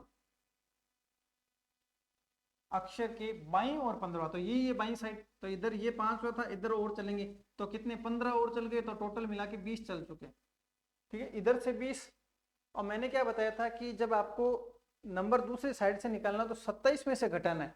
इधर से देखो 20वां नंबर है, उधर से कितना हो जाएगा 7वां, 27 माइनस 20 कितना आ जाएगा 7वां, ठीक है। अब 7वें नंबर पे जो है ना वो अपना उत्तर हो जाएगा। और G7 मैंने आपको याद करवाया हुआ है, 7 नंबर पे G आता है, ठीक है। ये अपने जो अपनी फर्स्ट क्लास हुई थी लगभग 1 साल पहले, रीजनिंग का पूरा कोर्स जो है अपने फर्स्ट ग्रेड का प्लेलिस्ट के अंदर बना हुआ है, अगर आपने नहीं देखा तो आप देख सकते हैं। उसके अंदर सबसे पहला टॉपिक था कोडिंग डिकोडिंग का, जिसके अंदर ये नंबरिंग याद करवाई थी कि कौन सा डिजिट है वो कौन से अल्फाबेट है कौन से नंबर पे आता है, ठीक है। अब देखो, साइंस का क्वेश्चन है पी एक्स, देखो इस तरीके से P X equal to X minus 2 का होल स्क्वायर प्लस 4 के शून्यों की संख्या। शून्य मतलब कि एक्स की कितनी वैल्यू आ सकती है। देखो, एक चीज हमेशा ही याद रखना, एक्स की उतनी ही वैल्यू आ सकती है जितनी उसकी मैक्सिमम पावर होती है, ठीक है। भाई एक्स की पावर 2 दिखाई दे रहा है तो इसकी मैक्सिमम 2 पावर दिखाई दे रही है, तो 2 ही इसके रूट्स निकल सकते हैं। रूट्स मतलब कि 2 ही इसके शून्यक निकल सकते हैं। शून्यक मतलब वो वैल्यू जो रखने पर उसकी वैल्यू जो है वो 0 हो जाती है। समीकरण की कितनी वैल्यू है कि यहाँ पर रखने पर ये समीकरण 0 हो सकती है, तो पावर कितनी 2, तो 2 वैल्यू इसकी मैक्सिमम आ सकती है, ठीक है। उसके बाद में ये रीजनिंग का क्वेश्चन है कोडिंग नहीं ब्लड रिलेशन का। देखो, A B C D E F एक ही परिवार के सदस्य हैं। एफ ई की बहन है, बी डी का पिता है, ए सी की माँ है, ई बी और ए की माँ है, ठीक है। तो ई और सी में अपने को संबंध बताना है। देखो कैसे ज्ञात करेंगे, देखो सबसे पहले देखो ई की बहन एफ, ये बना दी मैंने ई की बहन है एफ, बहन कौन है एफ है, तो एफ के ऊपर हमने गोला लगा दिया।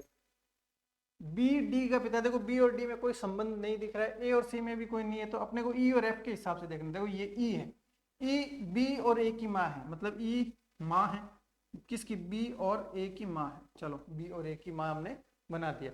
उसके बाद में देखो ए सी की माँ है, ए जो है ये माँ है किसकी, ये है सी की माँ है, ठीक है।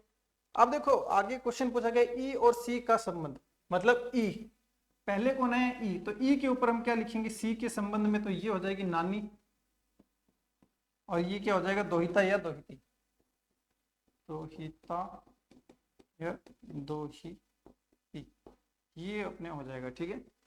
अगर सी पहले आता तो अपने को सी वाला उत्तर बताना पड़ता, और सी वाला उत्तर जो है फिलहाल अपने कह नहीं सकते कि क्या उत्तर आएगा, क्योंकि दोहिता भी हो सकता है, दोहिती भी हो सकता है, ठीक है। तो इन दोनों में से अपने जो है एक ऑप्शन में, या तो एक ऑप्शन में दिया जाता या फिर लिखा होता कि कैन नॉट डिटरमाइन, मतलब बता नहीं सकते। लेकिन फिलहाल अपने ई का पूछा तो ई क्या हो जाएगी, नानी हो जाएगी, ठीक है, नानी दादी। अब देखो ये नानी और दादी को एक ही क्यों माना जाता है, दो ही एक ऑप्शन में क्यों दिए गए, रीजन उसका ये कि इंग्लिश में दादी और नानी दोनों को ग्रैंड मदर बोला जाता है। तो दादी और नानी वैसे अंग्रेजों की दुनिया के हिसाब से देखें तो दोनों एक ही है, चाची, मौसी, मामी, ताई, बुआ, इन सबको आंटी बोला जाता है, तो इसलिए इनको एक ही ऑप्शन में रखा जाता है। तो जब भी आपको पेपर में आपका उत्तर नानी आ रहा हो और ऑप्शन के अंदर दादी हो तो दादी कर देना बिना सोचे समझे, ठीक है, क्योंकि जो इंग्लिश के अकॉर्डिंग जो है वो ट्रांसलेट किया जाता है। उसके बाद देखो क्वेश्चन नंबर 55, निम्नलिखित श्रृंखला में प्रश्न चिन्ह का प्रतिस्थापन कर सकता है, मतलब क्या प्रतिस्थापित कर सकते हैं। देखो ये है एच और ये है के, देखो एच आता है 8 नंबर पे, के आता है 11 नंबर पे, कितना डिफरेंस है 3 का, के आता है 11 पे और क्यू कितने पे आता है, देखो देखो क्यू जो है MNOPQ, ठीक है। तो देखो कितने नंबर पे आ जाएगा, ये आ जाएगा 17 नंबर पे, ये 11, तो ये 6 का गैप हो गया भाई, ये 17 पे, ये 11 पे, ये 8 पे, कितना देखो 3 का गैप है, 6 का गैप है। और उसके बाद में देखो क्यू है 17 पे और जेड अपना कितने पे आता है, जेड आता है अपना 26 पे, ठीक है। तो कितना गैप हो गया, 12 का गैप हो गया, नहीं है देखो 9 का गैप हो गया, इसके अंदर कितना 9 का गैप हो गया। अब अगला क्या आएगा, अब अगला आएगा 12 का गैप लेते हुए आएगा, यहाँ पर 12 का गैप लेते हुए आएगा, ठीक है। 12 देखो 12 का मतलब देखो अब जेड पे खत्म हो गया, अब ए से स्टार्ट होगा और 12 नंबर तक चलेगा, ए से स्टार्ट होकर 12 नंबर पर चलेगा, मतलब कि एल जो है यहाँ पर अपना सही ऑप्शन हो जाएगा, ठीक है। 11 नंबर पे के है, 12 नंबर पे एल है, तो ये ऑप्शन अपना बिल्कुल करेक्ट हो जाएगा। देखना क्या है, डिफरेंस देखना है। अगर अल्फाबेट्स के अगर आपको नंबर याद है कौन से नंबर पे आता है तो आधी प्रॉब्लम आपकी जो है वो यहीं पर सॉल्व हो जाएगी, ठीक है। तो सेकंड ऑप्शन। उसके बाद में देखो ये है अपने स्टैटिस्टिक का क्वेश्चन है, ठीक है। इसके 4 क्वेश्चन आते हैं, मतलब मैथ के 4 अलग आते हैं, स्टैटिस्टिक एक एक्सरसाइज के ही 4 प्रश्न आते हैं, तो बहुत ही बेशकीमती एक्सरसाइज है। और यहाँ पर जो फॉर्मूला मैं लगाने वाला हूँ वहां से आपको प्रश्न जरूर देखने को मिलता है, काफी ज्यादा इंपॉर्टेंट फॉर्मूला। देखो यदि एक आंकड़े के बहुलक और माध्यिका का अंतर कितना है 24, फिर अंतर का मतलब क्या होता है, घटाना, बहुलक माइनस माध्यिका कितना हो जाएगा, ये हो जाएगा 24, ठीक है। उसके बाद में माध्यिका और बहुलक का अंतर बताना, अपने को क्या बताना, माध्यिका और बहुलक का अंतर बताना। अब देखो एक ही फॉर्मूला बता रखा है कि माध्यिका, माध्य और इनके अंदर जब अपने को निकालना होता तो एक फॉर्मूला मैंने आपको बताया हुआ है कि बहुलक बराबर 3 इंटू माध्यिका माइनस 2 इंटू माध्य, ठीक है। ये जो है ये अब इसका फॉर्मूला होता है। अब ये याद कैसे कर सकते हैं, ये फॉर्मूला कैसे याद करें, क्योंकि इसके अंदर कंफ्यूजन रहता है कि प्लस के अंदर कौन रहेगा, माइनस के अंदर कौन रहेगा, गुणा किसके साथ में होगा और किसके साथ में 2 का गुणा होगा, किसके साथ में 3 का गुणा होगा, ये कंफ्यूजन अब मैं दूर करने वाला हूं। देखो माध्यिका में कितने अक्षर हैं, 1 2 3, पूरे अक्षर गिनने, आधे नहीं गिनने, 1 2 3, 3 की गुणा। माध्य में कितने अक्षर है, 1 2, तो 2 की गुणा, ठीक है। अब पहले कौन आएगा बाद में कौन आएगा, देखो 3 में से 2 घटते हैं या 2 में से 3 घटते हैं। जब छोटे थे तो अपने को यही सिखाया गया 3 में से 2 घटते हैं, तो पहले 3 वाला फिर 2 वाला, ये याद हो गया होगा। ठीक है, अब देखो यहां पर अपने को निकालना है माध्य का व माध्य का अंतर, माध्य का व माध्य का अंतर। देखो यहां पर मैं क्या करता हूं, बहुलक है यहां पर, और तीन माध्यिका में से एक माध्यिका मैं यहां पर ले आता हूं, माध्यिका इधर ले आऊंगा, तो यहां पर तीन में से एक इधर चली गई, यहां पर प्लस की थी, यहां पर आकर माइनस की हो गई। ठीक है, अब ये तीन थी, तीन में से बच गई दो, दो इंटू माध्यिका माइनस दो इंटू माध्य। ठीक है, अब देखो बहुलक माइनस माध्यिका, इसकी वैल्यू तो कितनी है 24, 24। अब देखो दोनों में दो कॉमन है, दो मैंने कॉमन ले लिया, माध्यिका माइनस माध्य। ठीक है, अब देखो 24/2 बराबर माध्यिका माइनस माध्य। ठीक है, अब देखो 2 एकम 2, ये 12 बार कट जाएगा। ठीक है, 12 क्या आ गया, देखो माध्यिका और माध्य का अंतर कितना आ गया, 12 आ गया। अपने को क्या निकालना, माध्यिका और माध्य का अंतर ही निकालना था। 12 जो है ये अपना बिल्कुल सही ऑप्शन है। ठीक है, ये जो है अपना करेक्ट ऑप्शन आ जाएगा। ठीक है, अब देखो कितना शानदार क्वेश्चन है। अब सोचो अगर ये क्वेश्चन आप सीख जाते हो तो आप हजारों लोगों से आगे निकल जाओगे एक ही क्वेश्चन के अंदर, क्योंकि क्वेश्चन जो है काफी स्टैंडर्ड है। इस फॉर्मूले के ऊपर आपको पेपर में प्रश्न मिलने की संभावना 1% पक्का आपको मिलेगा यहाँ से, इसलिए याद कर लेना। ठीक है, और अगर मैं बताऊं इस एक्सरसाइज में से एक जो है अपना माध्यिका निकालने का एक फॉर्मूला है, खाली माध्यिका निकालने का, एक बहुलक निकालने का फॉर्मूला है, ये तीन फॉर्मूले याद कर लेना। मुझे जहां तक लगता है ये क्वेश्चन आपका यहां से पुटअप हो जाएगा। ठीक है, 49 के बाद में है 50 नंबर, 52 नंबर। ठीक है, अब देखो दो संख्याओं का अंतर, देखो गणित के अंदर हार्ड कुछ नहीं है, गणित के अंदर हार्ड जो चीज है ना वो है अपने दिमाग में बैठी हुई चीज कि ये चीज हार्ड है। ठीक है, साथ ही साथ में गणित में जितना आपने पढ़ा है गणित मैंने भी उतना ही पढ़ा है। ठीक है, लेकिन फर्क सिर्फ इतना है कि लैंग्वेज अगर अपने को समझ में आने लग जाती है तो फिर वो बहुत ज्यादा इजी हो जाता है। देखो दो संख्याओं का अंतर कितना है, 642, मतलब कि x minus Y,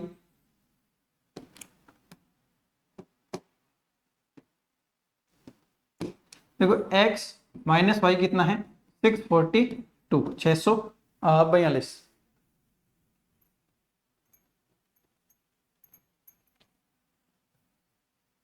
x minus Y बराबर कितना है 642। ठीक है, बड़ी संख्या को छोटी संख्या से भाग देने पर 8 भागफल है तथा 19 शेषफल है।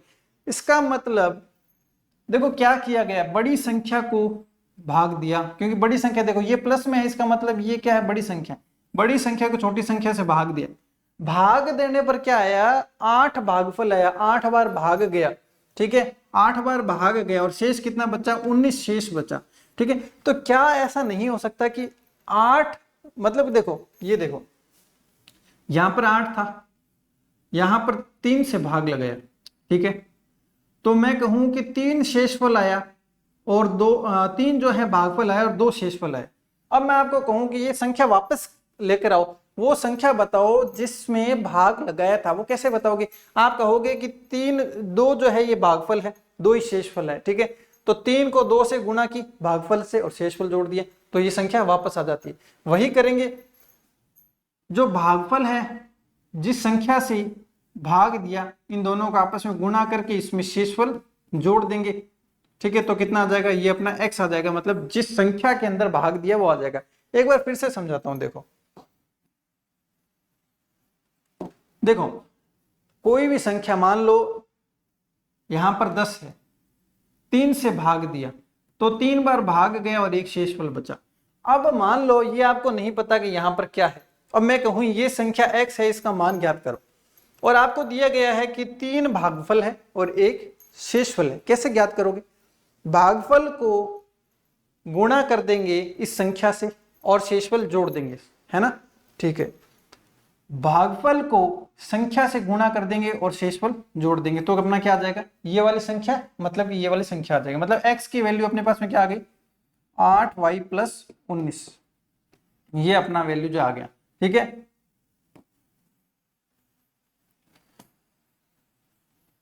अब देखो अब क्या करेंगे, अब इस वैल्यू को इस इक्वेशन के अंदर पुट कर देंगे, जो ये वाली इक्वेशन है इसमें रख देंगे। देखो x की वैल्यू है 8y प्लस 19 माइनस y बराबर 642। ठीक है, अब देखो 8y में से 1y गया, 7y प्लस 19 बराबर 642, ठीक है। उसके बाद में देखो 7y बराबर 642 माइनस 19, ठीक है। तो 7y बराबर देखो कितना आ जाएगा, 7y बराबर आ जाएगा, ये आ जाएगा अपने 623 23, ठीक है। अब अपने को क्या करना है, अब अपने को लगाना है भाग,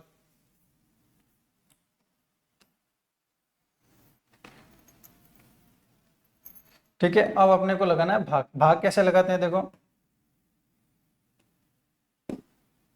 y बराबर 623 बट्टा में 7, ठीक है। भाग लगाते हैं, देखो 6 के अंदर नहीं जाता तो 62 में लगाएंगे, 7 एकम 7, 7 8 56, 6 बच गया, 7 ने 63, तो y की वैल्यू कितनी आ गई 89। अपने को क्या पूछा था, छोटी वैल्यू। अब देखो जो चीज घट रही है इसका मतलब वो छोटी, इसका मतलब अपने को y की वैल्यू निकालनी थी, y की वैल्यू आएगी 89, मतलब कि फर्स्ट ऑप्शन जो है ये अपना हो जाएगा, बिल्कुल सही ऑप्शन हो जाएगा, ठीक है।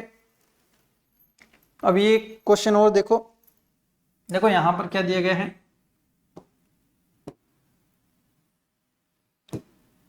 5 17 34 61, इसमें डिफरेंस देखो, डिफरेंस है 12 का 17 का, ठीक है। उसके बाद देखो 16 16 और 11 27 का, ठीक है। मतलब देखो 5 का 10 का और 15 का, 15 का आते हैं मतलब 42। अब इसमें 42 जोड़ दो, जैसे ही 42 इसमें जोड़ेंगे तो आ जाएगा अपना 103, 2 और 1 3, 6 4 10 1, ठीक है। तो ये कितना आ जाएगा 103, फर्स्ट ऑप्शन जो है ये अपना करेक्ट हो जाएगा।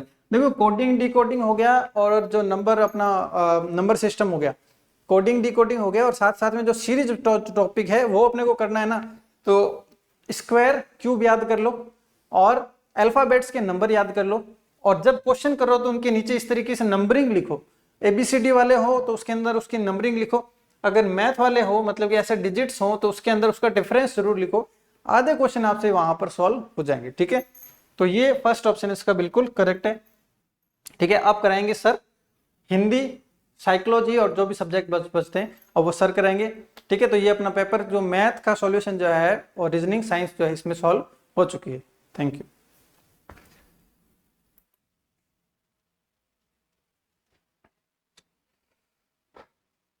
नमस्कार साथियों। तो आज अपना टेस्ट चल रहा है, वो 5 नंबर टेस्ट चल रहा है, स्कूल व्याख्याता जीके फर्स्ट पेपर का।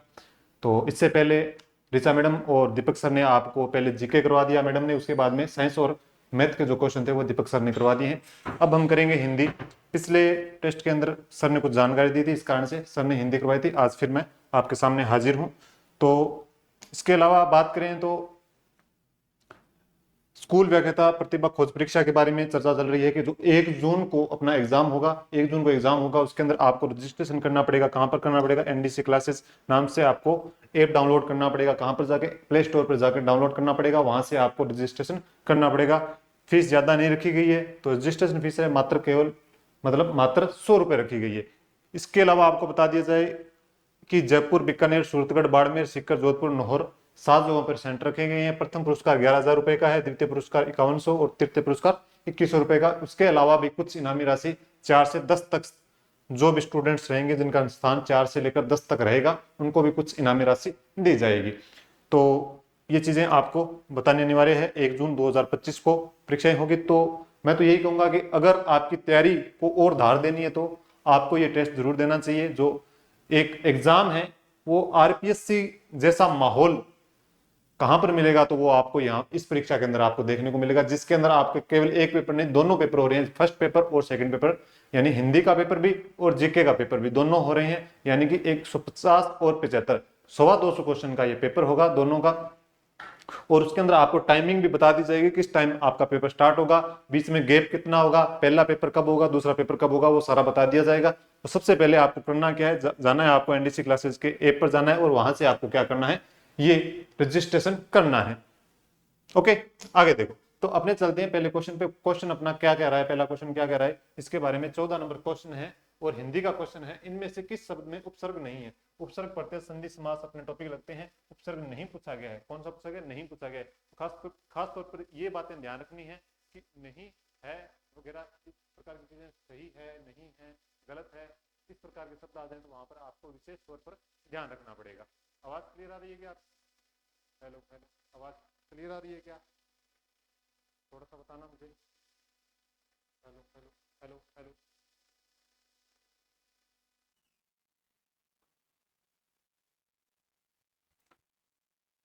तो अब आवाज आ रही है आपके?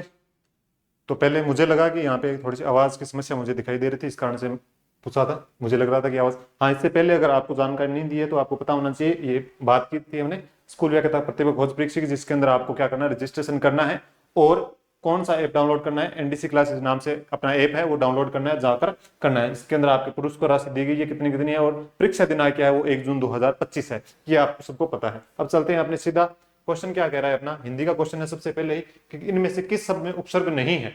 उपसर्ग नहीं है, उपसर्ग पूछ रहा है, यानी उपसर्ग किस में है, पहले तो हमें ये पता होना चाहिए कि इनमें से किस किस में उपसर्ग है अपना। तो है किस किस में, पर्यटन, कठिनतर, संकल्प या कपूत। तो इसके अंदर आपको पता है परिधन अटन, समधन कल्प, कैदन पूत। तो इनके अंदर तो आपको कपूत, संकल्प, कठिनतर, परि उपसर्ग आ जाएगा, सम उपसर्ग आ जाएगा, कै उपसर्ग आ जाएगा। लेकिन इसके अंदर उपसर्ग नहीं है, यहां पर तो क्या है, तर प्रत्यय है। क्या है, तर प्रत्यय आपको देखने को मिलेगा। इस कारण से आपका राइट आंसर कौन सा हो जाएगा, जिसके अंदर उपसर्ग नहीं है, वो तो कठिनतर वाला हो जाएगा। फिर देखो प्रत्युपकार में उपसर्ग है, प्रत्युपकार शब्द है एक, उसके अंदर आपको उपसर्ग बताना है। प्रत्युपकार के अंदर उपसर्ग कौन सा है, तो प्र, प्रति, प्र या प्रत्यय। तो आपको पता है प्र, प्रतिधन, उपधन का। तो इसके अंदर आपको 2 उपसर्ग है, एक प्रति है एक उप है। तो आपको यह पता होना चाहिए, उप तो इसके अंदर ऑप्शन नहीं है, तो प्रति क्या हो जाएगा आपका राइट आंसर हो जाएगा। फिर देखो, फिर है क्षणिक का विलोम शब्द है, क्षणिक का विलोम, विलोम शब्द पूछा है। तो विलोम शब्द पर्यायवाची, अनेकार्थक, वाक्यांश के लिए शब्द, शब्द युगम, ये जो आपके जो पार्ट है, ये आपको एक प्रकार से मैं कहता हूं कि सिलेक्शन के लिए आधार साबित होगा। तो वो आपका विलोम शब्द, पर्यायवाची, अनेकार्थक और शब्द युगम, वाक्यांश के लिए एक शब्द, इस प्रकार के शब्द हैं। ये इस प्रकार के जो आपने टॉपिक लगते हैं वो सारे सारे इंपॉर्टेंट हो जाते हैं। क्षणिक का मतलब क्या होता है, अस्थायी, यानी क्षण में खत्म होने वाला। क्षणिक का मतलब अस्थायी, जो एक क्षण में खत्म हो जाए वो क्षणिक कहलाता है। तो क्षणिक के विलोम कौन कौन से होंगे, काल हो सकता है क्या, अक्षणिक हो सकता है क्या, अक्षुण हो सकता है क्या, शाश्वत हो सकता है क्या। अक्षणिक, क्षणिक का मतलब होता है अस्थायी, तो अक्षणिक हो सकता है क्या। लेकिन आपको यह पता होना चाहिए शाश्वत का अर्थ होता है स्थायी, शाश्वत का अर्थ क्या होता है, स्थायी होता है। तो स्थायी, अस्थायी, क्षणिक जिसको अस्थायी कह सकते हैं, शाश्वत, स्थायी, यानी क्षणिक का मतलब विलोम होगा वो होगा आपका शाश्वत होगा। कौन सा होगा, शाश्वत होगा। फिर देखो, फिर अशुद्ध वाक्य कौन सा है, अशुद्ध वाक्य कौन सा है, अशुद्ध वाक्य सीमा एक अशुद्ध पूछ रहा है, क्या पूछ रहा है, अशुद्ध पूछ रहा है। तो अशुद्ध कौन सा होगा इसमें से, ये बताओ जल्दी से। तो अपने अशुद्ध पूछ लिया तो ये बताओ कि सीमा एक बुद्धिमान बालिका है, वृक्ष पर कौवा बोल रहा है, हाथी पर होदा रख दो, या कुख्यात आतंकवादी मारा गया। कुख्यात आतंकवादी बिल्कुल सही है, अगर विख्यात होता तो गलत हो जाता। हाथी पर होदा रख दो बिल्कुल सही बात है, कोई दिक्कत नहीं है इसके अंदर। वृक्ष पर कौवा बोल रहा है, कोई दिक्कत नहीं है। सीमा एक बुद्धिमान बालिका है, बुद्धिमान बालक हो सकता है, बालिका नहीं हो सकता। तो बुद्धिमान की जगह क्या आ सकता है आपका, बुद्धिमती आ सकता है। क्या आ सकता है, बुद्धिमती आ सकता है, बुद्धिमान नहीं आएगा। तो ये आपका क्या हो जाएगा, गलत हो जाएगा, ये आपका राइट आंसर हो जाएगा। फिर देखो, किस शब्द की वर्तनी अशुद्ध है, किस शब्द की वर्तनी क्या है, अशुद्ध है। अशुद्ध बतानी है आपको। शुद्ध वाक्य यानी कि शुद्ध शब्द शुद्धि और वाक्य शुद्धि भी इंपॉर्टेंट टॉपिक लगता है, तो वहां से भी अपने को क्वेश्चन बनते हैं और शानदार क्वेश्चन बनते हैं। इसके अंदर बताओ, जाह्नवी, पश्चात, भगवान, अनधिकार। तो आपको सीधा सा देखने पे पता चल रहा है कि पश्चात बिल्कुल सही है, भगवान भी सही है और अनधिकार भी सही है। अनधिकार है, अनाधिकार नहीं होता, अनधिकारी ही होता है, ध्यान रखना। भगवान सही है, पश्चात सही है, जाह्नवी सही नहीं है, जाह्नवी सही होता है, ठीक है।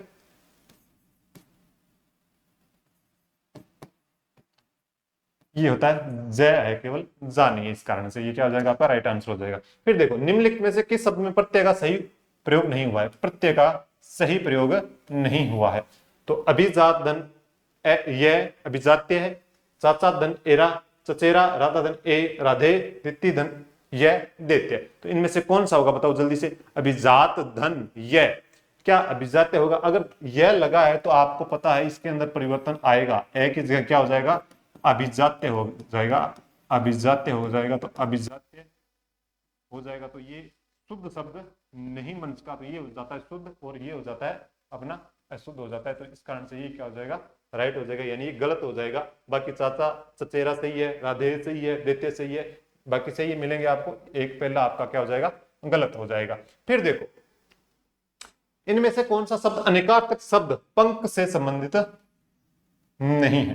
पंख का क्या अर्थ होता है आपको पता होना चाहिए, अनेकार्थक शब्द के अंदर आता है। पंख का क्या अर्थ होता है, पंख का आपको पता होना चाहिए कीचड़ होता है, ठीक है। इसके अलावा कीचड़ हो जाएगा, और कीच भी कह सकते हैं इसको, कीचड़ हो जाता है, कीच भी कह सकते हैं इसको। इसके अलावा और क्या कह सकते हैं बताओ जल्दी से, कीच भी कह सकते हैं, करदम भी कह सकते हैं, गारा भी कह सकते हैं, और दलदल तो आ ही जाएगा, कोई दिक्कत नहीं है। पाप भी कह सकते हैं, तो कीचड़ भी होता है, दलदल भी होता है, पाप भी होता है, कीच भी होता है, कीच शब्द भी होता है एक, ठीक है, कीचड़ से ही होता है, कोई दिक्कत नहीं है।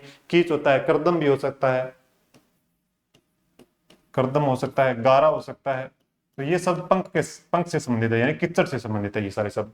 तो ये पंचक नहीं होगा, पंचक तो एक क्या है, 5 सब मतलब 5 अंकों का एक समूह है, या फिर कह सकते हैं ये एक अशुभ काल से संबंधित है, ये अशुभ काल से संबंधित है, जो किस में आता है, ज्योतिष में, ज्योतिष में अशुभ काल से संबंधित है, ज्योतिष में अशुभ काल से संबंधित माना जाता है, पंचक माना जाता है जो, ठीक है। तो किससे माना जाता है, अशुभ समय को दर्शाता है, या अशुभ काल को दर्शाता है, वो दर्शाता है अपना पंचक दर्शाता है। बाकी पंख से संबंधित कीचड़, दलदल और पाप, ये तो पंख से संबंधित आए जाए, कोई दिक्कत नहीं होगा इसके अंदर, क्यों पंख से पंचक बना दिया तो इस कारण से ये मेल नहीं खा सकता ये, ठीक है। तो ये 74 नंबर क्वेश्चन आपका हो गया। फिर देखो साइकोलॉजी एंड मैनेजमेंट, तो साइकोलॉजी के कुछ आज जो क्वेश्चन मिलेंगे अपने को, कुछ साइकोलॉजी के मिलेंगे, कुछ मैनेजमेंट के मिलेंगे। तो कौन कौन से क्वेश्चन होंगे वो आपको बताता हूं मैं। देखो क्वेश्चन नंबर 11 निकालो, कि क्वेश्चन नंबर 11 क्या कह रहा है, 11 कि विकास की अंतःक्रिया को प्रभावित कर, विकास की अंतःक्रिया से प्रभावित होता है, यानी कि किसकी अंतःक्रिया से प्रभावित होता है, विकास किसकी अंतःक्रिया से प्रभावित होता है। अगर ये पूछ लिया जाए तो आपके सामने 4 ऑप्शन है, तो चारों ऑप्शनों की बात की जाए तो उनमें से कौन सा होगा जो आपका राइट आंसर होगा, जल्दी से बताओ आप। तो जैविक और सामाजिक संवेगात्मक प्रक्रिया, सामाजिक संवेगात्मक प्रक्रिया, या फिर जैविक संज्ञानात्मक और सामाजिक संवेगात्मक प्रक्रिया, या संज्ञानात्मक प्रक्रिया। इन 4 ऑप्शन की बात की जाए तो इंपॉर्टेंट है अपने आप में क्वेश्चन, क्योंकि विकास की बात की जा रही है, और विकास आपको पता होना चाहिए कि विकास होता है जो मात्रात्मक भी होता है और गुणात्मक भी होता है, यानी कि वृद्धि भी होती है और मानसिक विकास भी होता है, तो दोनों चीजें विकास से संबंधित होती है। तो विकास क्या होता है आपको पता होना चाहिए, ये मात्रात्मक भी होता है और गुणात्मक भी, वह गुणात्मक भी होता है। मात्रात्मक व गुणात्मक होने वाली चीज है वो है विकास है। तो ये अपने ध्यान रखना, जिसके अंतर्गत कौन कौन सी चीजें आ जाएगी, जैविक और सामाजिक संवेगात्मक प्रक्रिया, सामाजिक संवेगात्मक प्रक्रिया, संज्ञानात्मक प्रक्रिया, न केवल इनसे हो सकता है, न केवल इनसे हो सकता है, न केवल इससे हो सकता है इन सबसे मिलकर हो सकता है, जिसके अंदर जैविक जिसे माता पिता के गुण आ जाते हैं वो विकास के अंतर्गत, संज्ञानात्मक जिसको मानसिक कह सकते हैं, सामाजिक संवेगात्मक, सामाजिक भावनात्मक भी कह सकते हैं। तो इन सबसे मिलकर क्या होता है, विकास की अंतःक्रिया प्रभावित होती है। तो ये चीजें हो गई।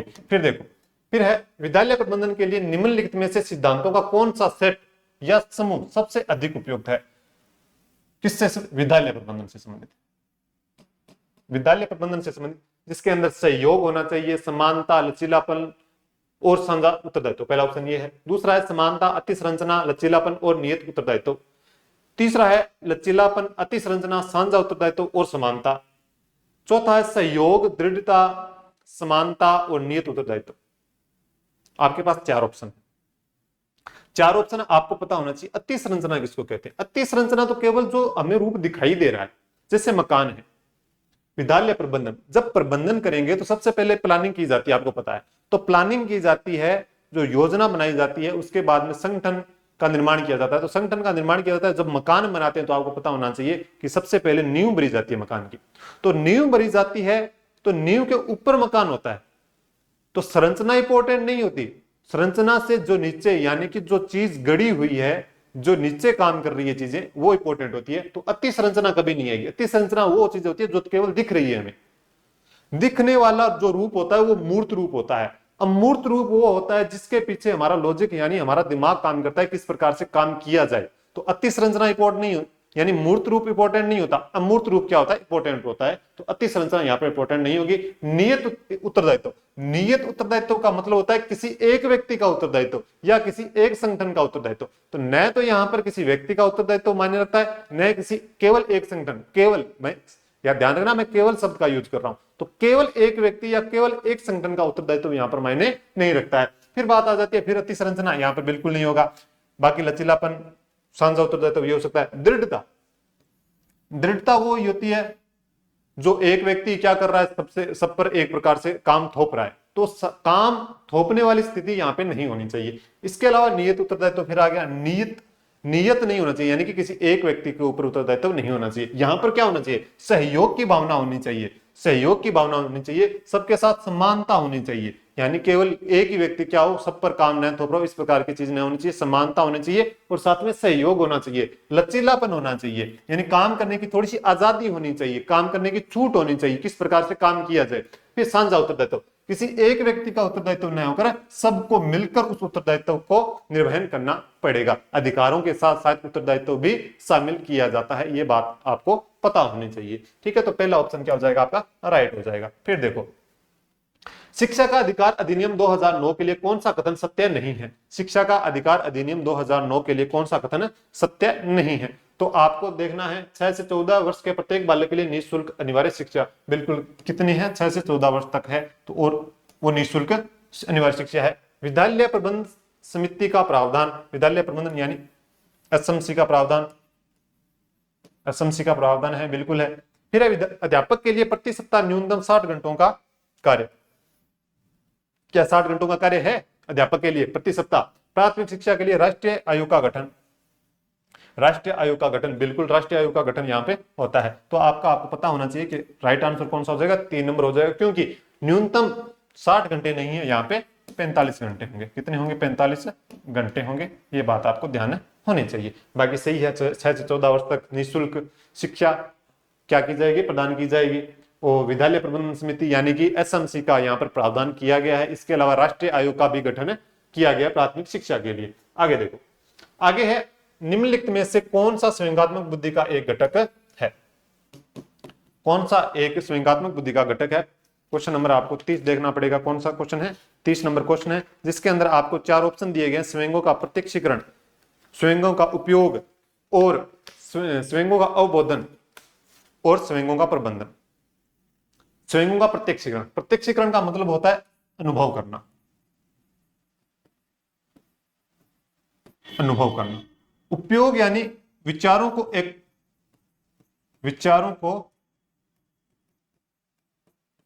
एकीकृत करना, एकीकृत करके उनका उपयोग करना, यानी एक प्रकार से जितने भी विचार हैं उनको क्या करना, अपने दिमाग में संवेगात्मक विचार आते हैं उनका एकत्र कर फिर उनका क्या करना चाहिए, उपयोग करना चाहिए। ठीक है, विचारों में एकीकृत, ठीक है, उपयोग मतलब विचारों में इनका जो स्वयंगों का विचारों में एकीकृत करना है क्या है, उपयोग है। फिर है स्वयंगों का अवबोधन, यानी इनको समझना, स्वयंगों को क्या करना है, समझना है। फिर है स्वयंगों का प्रबंधन, प्रबंधन करना या प्रबंधित करना या इनको नियंत्रण करना, या इनको नियंत्रण करना। ठीक है, तो ये सारी चीजें आपको पता है, किसने बताई थी, पीटर सेलावे और किसने बताई थी, एक और नाम आता है मेरे जहन में, मेयर और सेलावे। ठीक है, मेयर और सेलावे, इन्होंने ये 4 चीजें बताई थी, मेयर व सेलावे, जिसके अंदर अनुभव भी आता है, स्वयंगों का अनुभव, स्वयंगों का उपयोग किस प्रकार से किया जाए, या नियंत्रण, मैंने गलत लिख दिया शायद, उल्टा लिख दिया, नियंत्रण होगा उपयोग। ठीक है, नियंत्रण होगा उपयोग, ये होगा। ठीक है, नियंत्रण किया जाए मतलब उनका उपयोग किया कैसे किया जाए स्वयंगों का। इसके अलावा स्वयंगों का प्रबंधन, प्रबंधन यानी कि उनका उपयोग कह सकते हैं कि प्रबंधन यानी कि उनका एकीकृत, विचारों में एकीकृत किस प्रकार से किया जाए, एकीकृत यानी प्रबंधन ही होता है एकीकृत करना। ठीक है, स्वयंगों को एकीकृत करना। तो स्वयंगों का प्रत्यक्षीकरण, स्वयंगों का उपयोग, स्वयंगों का अवबोधन और स्वयंगों का प्रबंधन, ये चीजें होती है। एक चीज ध्यान रखना, ये चारों के चारों आपके राइट है, चारों के चारों क्या है, राइट है। तो आप ये चीज ध्यान रखनी है, एक चीज ध्यान रखिए, ये खुद के बारे में है स्वयंगात्मक बुद्धि की, यानी कि अनुभव, व्यक्ति खुद उसको अनुभव करता है, उसके बाद में उनका उपयोग करता है, उनको नियंत्रण किस प्रकार से करके करता है और उपयोग कैसे करता है, उनका अवबोधन यानी कि उनको समझता है, स्वयं को समझना भी आवश्यक है, और स्वयं का प्रबंधन यानी उनको एकीकृत भी करता है। लेकिन बात यह है कि व्यक्ति दूसरे के मतलब स्वयं को, दूसरे के स्वयं को पहचाना जा सकता है, पहचाना जा सकता है, लेकिन ये लाइन इंपॉर्टेंट है, अपने आप में ध्यान रखना, लेकिन उनको नियंत्रित नहीं किया जा सकता।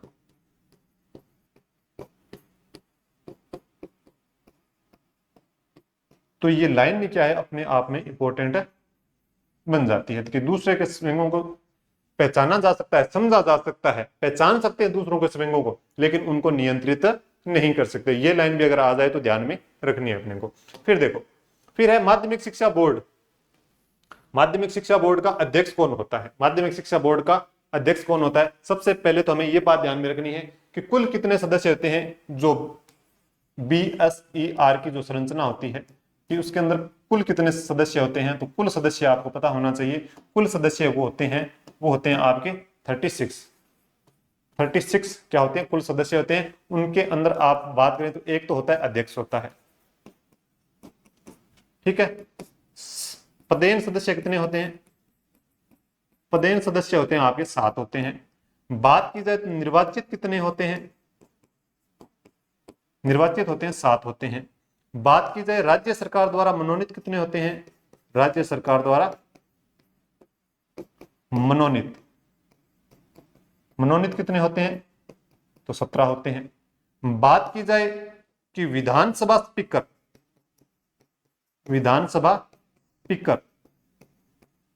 द्वारा मनोनीत तो कितने होते हैं? तो होते हैं 2 होते हैं। बात की जाए शिक्षाविद कितने होते हैं? शिक्षाविद जिनको हम बोलते हैं और बोला जाता है प्रतिष्ठित सह आवरण सदस्य, तो वो भी कितने होते हैं? 2 होते हैं। अब टोटल कितने हो गए बताओ पहले? सबसे पहले तो टोटल हो गए, आप देखो 7 और 1 8, 8 और 7 15, 15 और 17 32, 32 और 2 34, 34 और 2 ये आपके 36 हो गए। टोटल कितने हो गए? 36 हो गए। अब बात की जा रही है कि जो माध्यमिक शिक्षा बोर्ड का अध्यक्ष होता है वो क्या होता है? वो राज्य सरकार द्वारा मनोनीत होता है। मैंने तो यहां पर लिख दिया केवल अध्यक्ष एक होता है, ठीक है। अब आपको यह बताना है कि वो राज्य सरकार द्वारा मनोनीत होता है या वरिष्ठ RAS अधिकारी होता है या माध्यमिक शिक्षकों में से चयनित होता है या वरिष्ठ IAS अधिकारी होता है। तो आपको यह ध्यान रखना है कि ये राज्य सरकार द्वारा मनोनीत होता है, राज्य सरकार द्वारा मनोनीत होता है। इसके अलावा अध्यक्ष के अलावा भी क्या होता है? जो 17 सदस्य हैं वो मनोनीत होते हैं। किसके द्वारा? राज्य सरकार द्वारा मनोनीत किए जाते हैं। अगर बात की जाए कि इसका कार्यकाल कितने वर्ष का होता है, कार्यकाल होता है वो 3 वर्ष का होता है। किसका? अध्यक्ष का कार्यकाल कितना होता है? 3 वर्ष का होता है। 3 वर्ष का कार्यकाल। जो BSER यानी माध्यमिक शिक्षा बोर्ड का जो निदेशक होता है वो क्या होता है? इसका उपाध्यक्ष होता है। क्या होता है? उपाध्यक्ष होता है।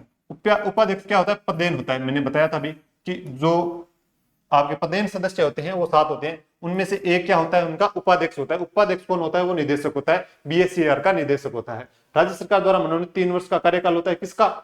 जो सदस्य मनोनीत किए जाते हैं, जो सदस्य मनोनीत किए जाते हैं राज्य सरकार द्वारा और किए जाते हैं, ठीक है। पदेन सदस्यों का कोई कार्यकाल नहीं होता, जो जब तक वो पद पर होते हैं तब तक वो कार्य उस पद पर करते हैं। तो वो सारी चीजें आ जाएगी इसके अंदर, ठीक है। कोई दिक्कत समस्या यहां तक बताओ। और इसके अलावा बात की जाए अध्यक्ष क्या होता है? इसका प्रशासनिक प्रधान होता है।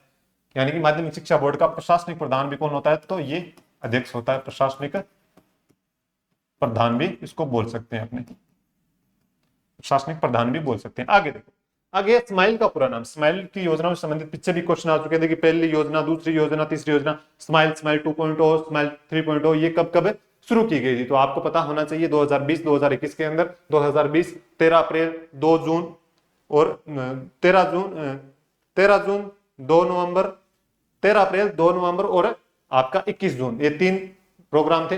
तो तीनों के तीनों आपको ध्यान में रखनी है। फिर देखो स्कूल स्माइल का पूरा नाम क्या है? School media interface for learning engagement social management interface for learning engagement और social media interface for learning engagement. तो आपका ये तीसरा ऑप्शन क्या हो जाएगा?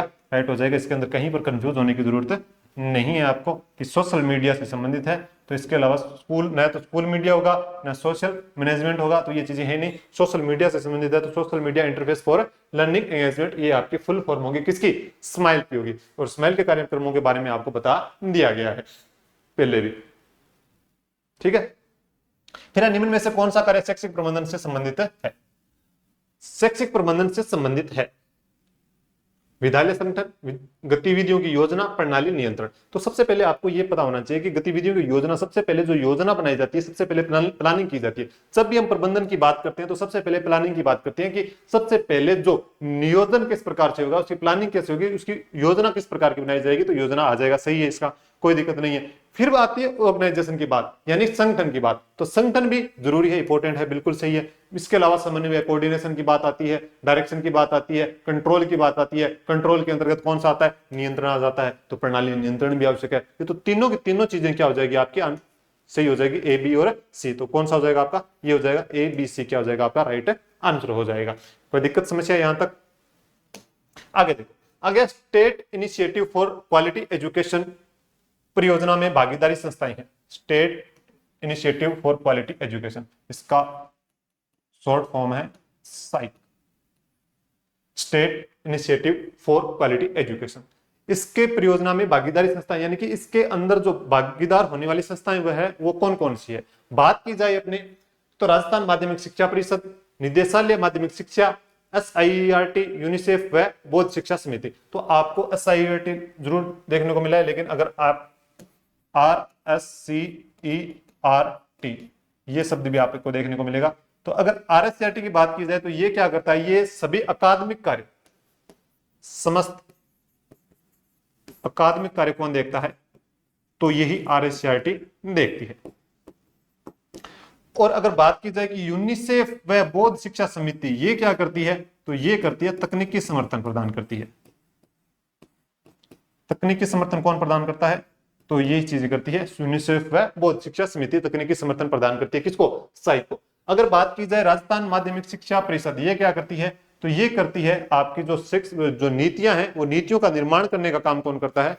तो वो करता है आपका, वो काम करता है राजस्थान माध्यमिक शिक्षा परिषद, या फिर कह सकते हैं कि जो रूपरेखा तैयार की जाती है वो किसके द्वारा तैयार की जाती है? राजस्थान माध्यमिक शिक्षा परिषद द्वारा की जाती है। और राजस्थान स्कूल शिक्षा परिषद में जिनका विलय हो चुका है, प्रारंभिक शिक्षा परिषद और माध्यमिक शिक्षा परिषद क्या करता है? रूपरेखा निर्माण, रूपरेखा निर्माण का कार्य किसके द्वारा किया जाता है? तो इसी परिषद के द्वारा किया जाता है। निदेशालय से संबंधित मैंने चीजें बताई थी कि ये क्रियान्वयन करता है, यानी लागू करवाने का काम करता है। क्रियान्वयन करने का काम करता है या लागू करने का काम कौन करता है? तो लागू करने का निश्चय कौन करता है? तो निदेशालय माध्यमिक शिक्षा करता है। तो ये सारी की सारी चीजें क्या है? इसकी भागीदारी संस्थाएं किसकी? साइक की। तो ये आपका राइट आंसर उपयुक्त सभी हो जाएगा। फिर देखो, फिर मनोविज्ञान के अनुसार निम्नलिखित में से कौन सा एक प्रभावी विद्यालय का संगठनात्मक घटक नहीं है? आपको ये इंपॉर्टेंट लग सकता है, प्रभावी, यहां पे लिखा प्रभावी विद्यालय का संगठनात्मक घटक नहीं है। ये देखो, ये चीज थोड़ी सी इंपॉर्टेंट लग रही है मुझे, कि आपको देखने में लग सकता है कि ये चारों चीजें ऐसी है जो मतलब ठीक लग रही है, इसके अंदर कोई भी ऐसी कोई नेगेटिव चीज हमें दिखाई नहीं दे रही। लेकिन अगर बात करें कि अनुदेशनात्मक नेतृत्वशीलता, नेतृत्वशील बिल्कुल एक अच्छा नेतृत्व क्या करता है? एक प्रभावी विद्यालय का निर्माण करता है, उसके संग का घटक हो सकता है, कोई दिक्कत नहीं है। पाठ्यचर्या अभिव्यक्ति, जब हम इस पाठ पढ़ाते हैं तो उसकी अभिव्यक्ति भी किस प्रकार की होनी चाहिए? शानदार होनी चाहिए, समझ में आने लायक होनी चाहिए, तो वो भी इंपॉर्टेंट हो जाती है। स्टाफ स्थिरता, यानी कि जो बच्चे और स्टाफ के बीच में जो गहन संबंध होता है, जो गहरा रिश्ता बन जाता है, तो वो एक स्थिरता प्रदान करता है, मतलब एक प्रकार से उनके संबंधों में क्या करता है? स्थिरता प्रदान करता है। अब बात होती है आदेश और अनुशासन। क्या प्रभावी विद्यालय संगठनात्मक गठन के आदेश और अनुशासन पर चलता है? प्रभावी विद्यालय का संगठनात्मक, यहाँ पे प्रभावी विद्यालय लिखा है, ये चीज यहाँ पे प्रबंधन से संबंधित चीज नहीं है, ये ध्यान रखना। प्रबंधन के अंतर्गत आपको आदेश और अनुशासन से संबंधित चीजें आ सकती है, लेकिन प्रभावी विद्यालय के अंतर्गत ये चीजें आना असंभव है। तो इसके अंदर आदेश और अनुशासन प्रभावी विद्यालय के संज्ञानात्मक घटक के रूप में नहीं आते हैं। तो ये आपका कौन सा हो जाएगा, राइट आंसर हो जाएगा आदेश और अनुशासन। बाकी अनुदेशनात्मक नेतृत्वशीलता जो एक प्रकार से मार्गदर्शन करता है, नेतृत्वशील जो नेतृत्व करता है, जो क्या करता है, मार्गदर्शन प्रदान करता है। पाठ्यचर्या अभिव्यक्ति, जो भी हम किसी चीज को पढ़ा रहे हैं तो उसकी अभिव्यक्ति भी किस प्रकार की होनी चाहिए, बच्चों के सामने एक शानदार अभिव्यक्ति होनी चाहिए। स्टाफ स्थिरता, यानी बच्चों और जो शिक्षक हैं उनके बीच एक स्थिरता प्रदान होनी चाहिए, उनके बीच में एक गहरे संबंध होने चाहिए जो एक दूसरे को समझ सके। तो ये चीजें होनी चाहिए। बाकी आदेश और अनुशासन से संबंधित चीजें नहीं है। बात करें शिक्षण अधिगम का मनोवैज्ञानिक आधार किस पर निर्भर करता है। शिक्षण अधिगम का मनोवैज्ञानिक आधार किस पर निर्भर करता है। अध्यापन शैली, विषय वस्तु, भाषा या सामाजिक आर्थिक स्तर पर। शिक्षण अधिगम, अधिगम क्या होता है, अधिगम अध्यापन शैली से संबंधित है, न तो विषय वस्तु से संबंधित होता है। भाषा, सामाजिक आर्थिक स्तर, इनसे किसी चीज से संबंधित नहीं होता। जो मनोवैज्ञानिक आधार है वो अध्यापन शैली से संबंधित होता है। शिक्षक किस प्रकार से अध्यापन करवाता है, उसकी शैली किस प्रकार की है, वो चीज क्या हो जाती है, यहाँ पर इंपॉर्टेंट हो जाती है। फिर देखो, फिर आता है जीन पियाजे, कि जीन पियाजे के अनुसार संज्ञानात्मक संरचनाओं के लिए प्रयुक्त शब्द को कहते हैं संज्ञानात्मक संरचना। ये इंपॉर्टेंट हो जाता है। उससे पहले मैंने समाविष्टीकरण के बारे में भी बताया था और आत्मसातकरण के बारे में भी बताया था।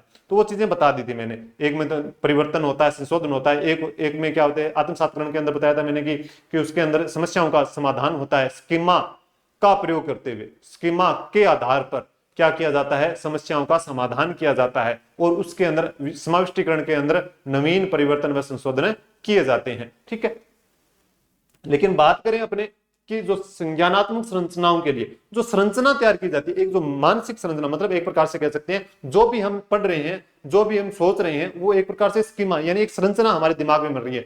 वो संरचना बनना ही क्या कहलाता है, तो वो संज्ञानात्मक संरचना ही क्या कहलाती है, वो स्कीमा कहलाती है। जो हमारे दिमाग में फिट हो गई है चीजें, जो हम समझ रहे हैं। समझना भी क्या होता है, जब भी हम किसी चीज के बारे में बात करेंगे तो एक प्रकार की संरचना बन जाती है। कोई भी अगर हम कहानी सुनाएंगे किसी को, तो वो कहानी भी साथ साथ के हमारे दिमाग के अंदर वो एक संरचना बनती हुई चली जाएगी।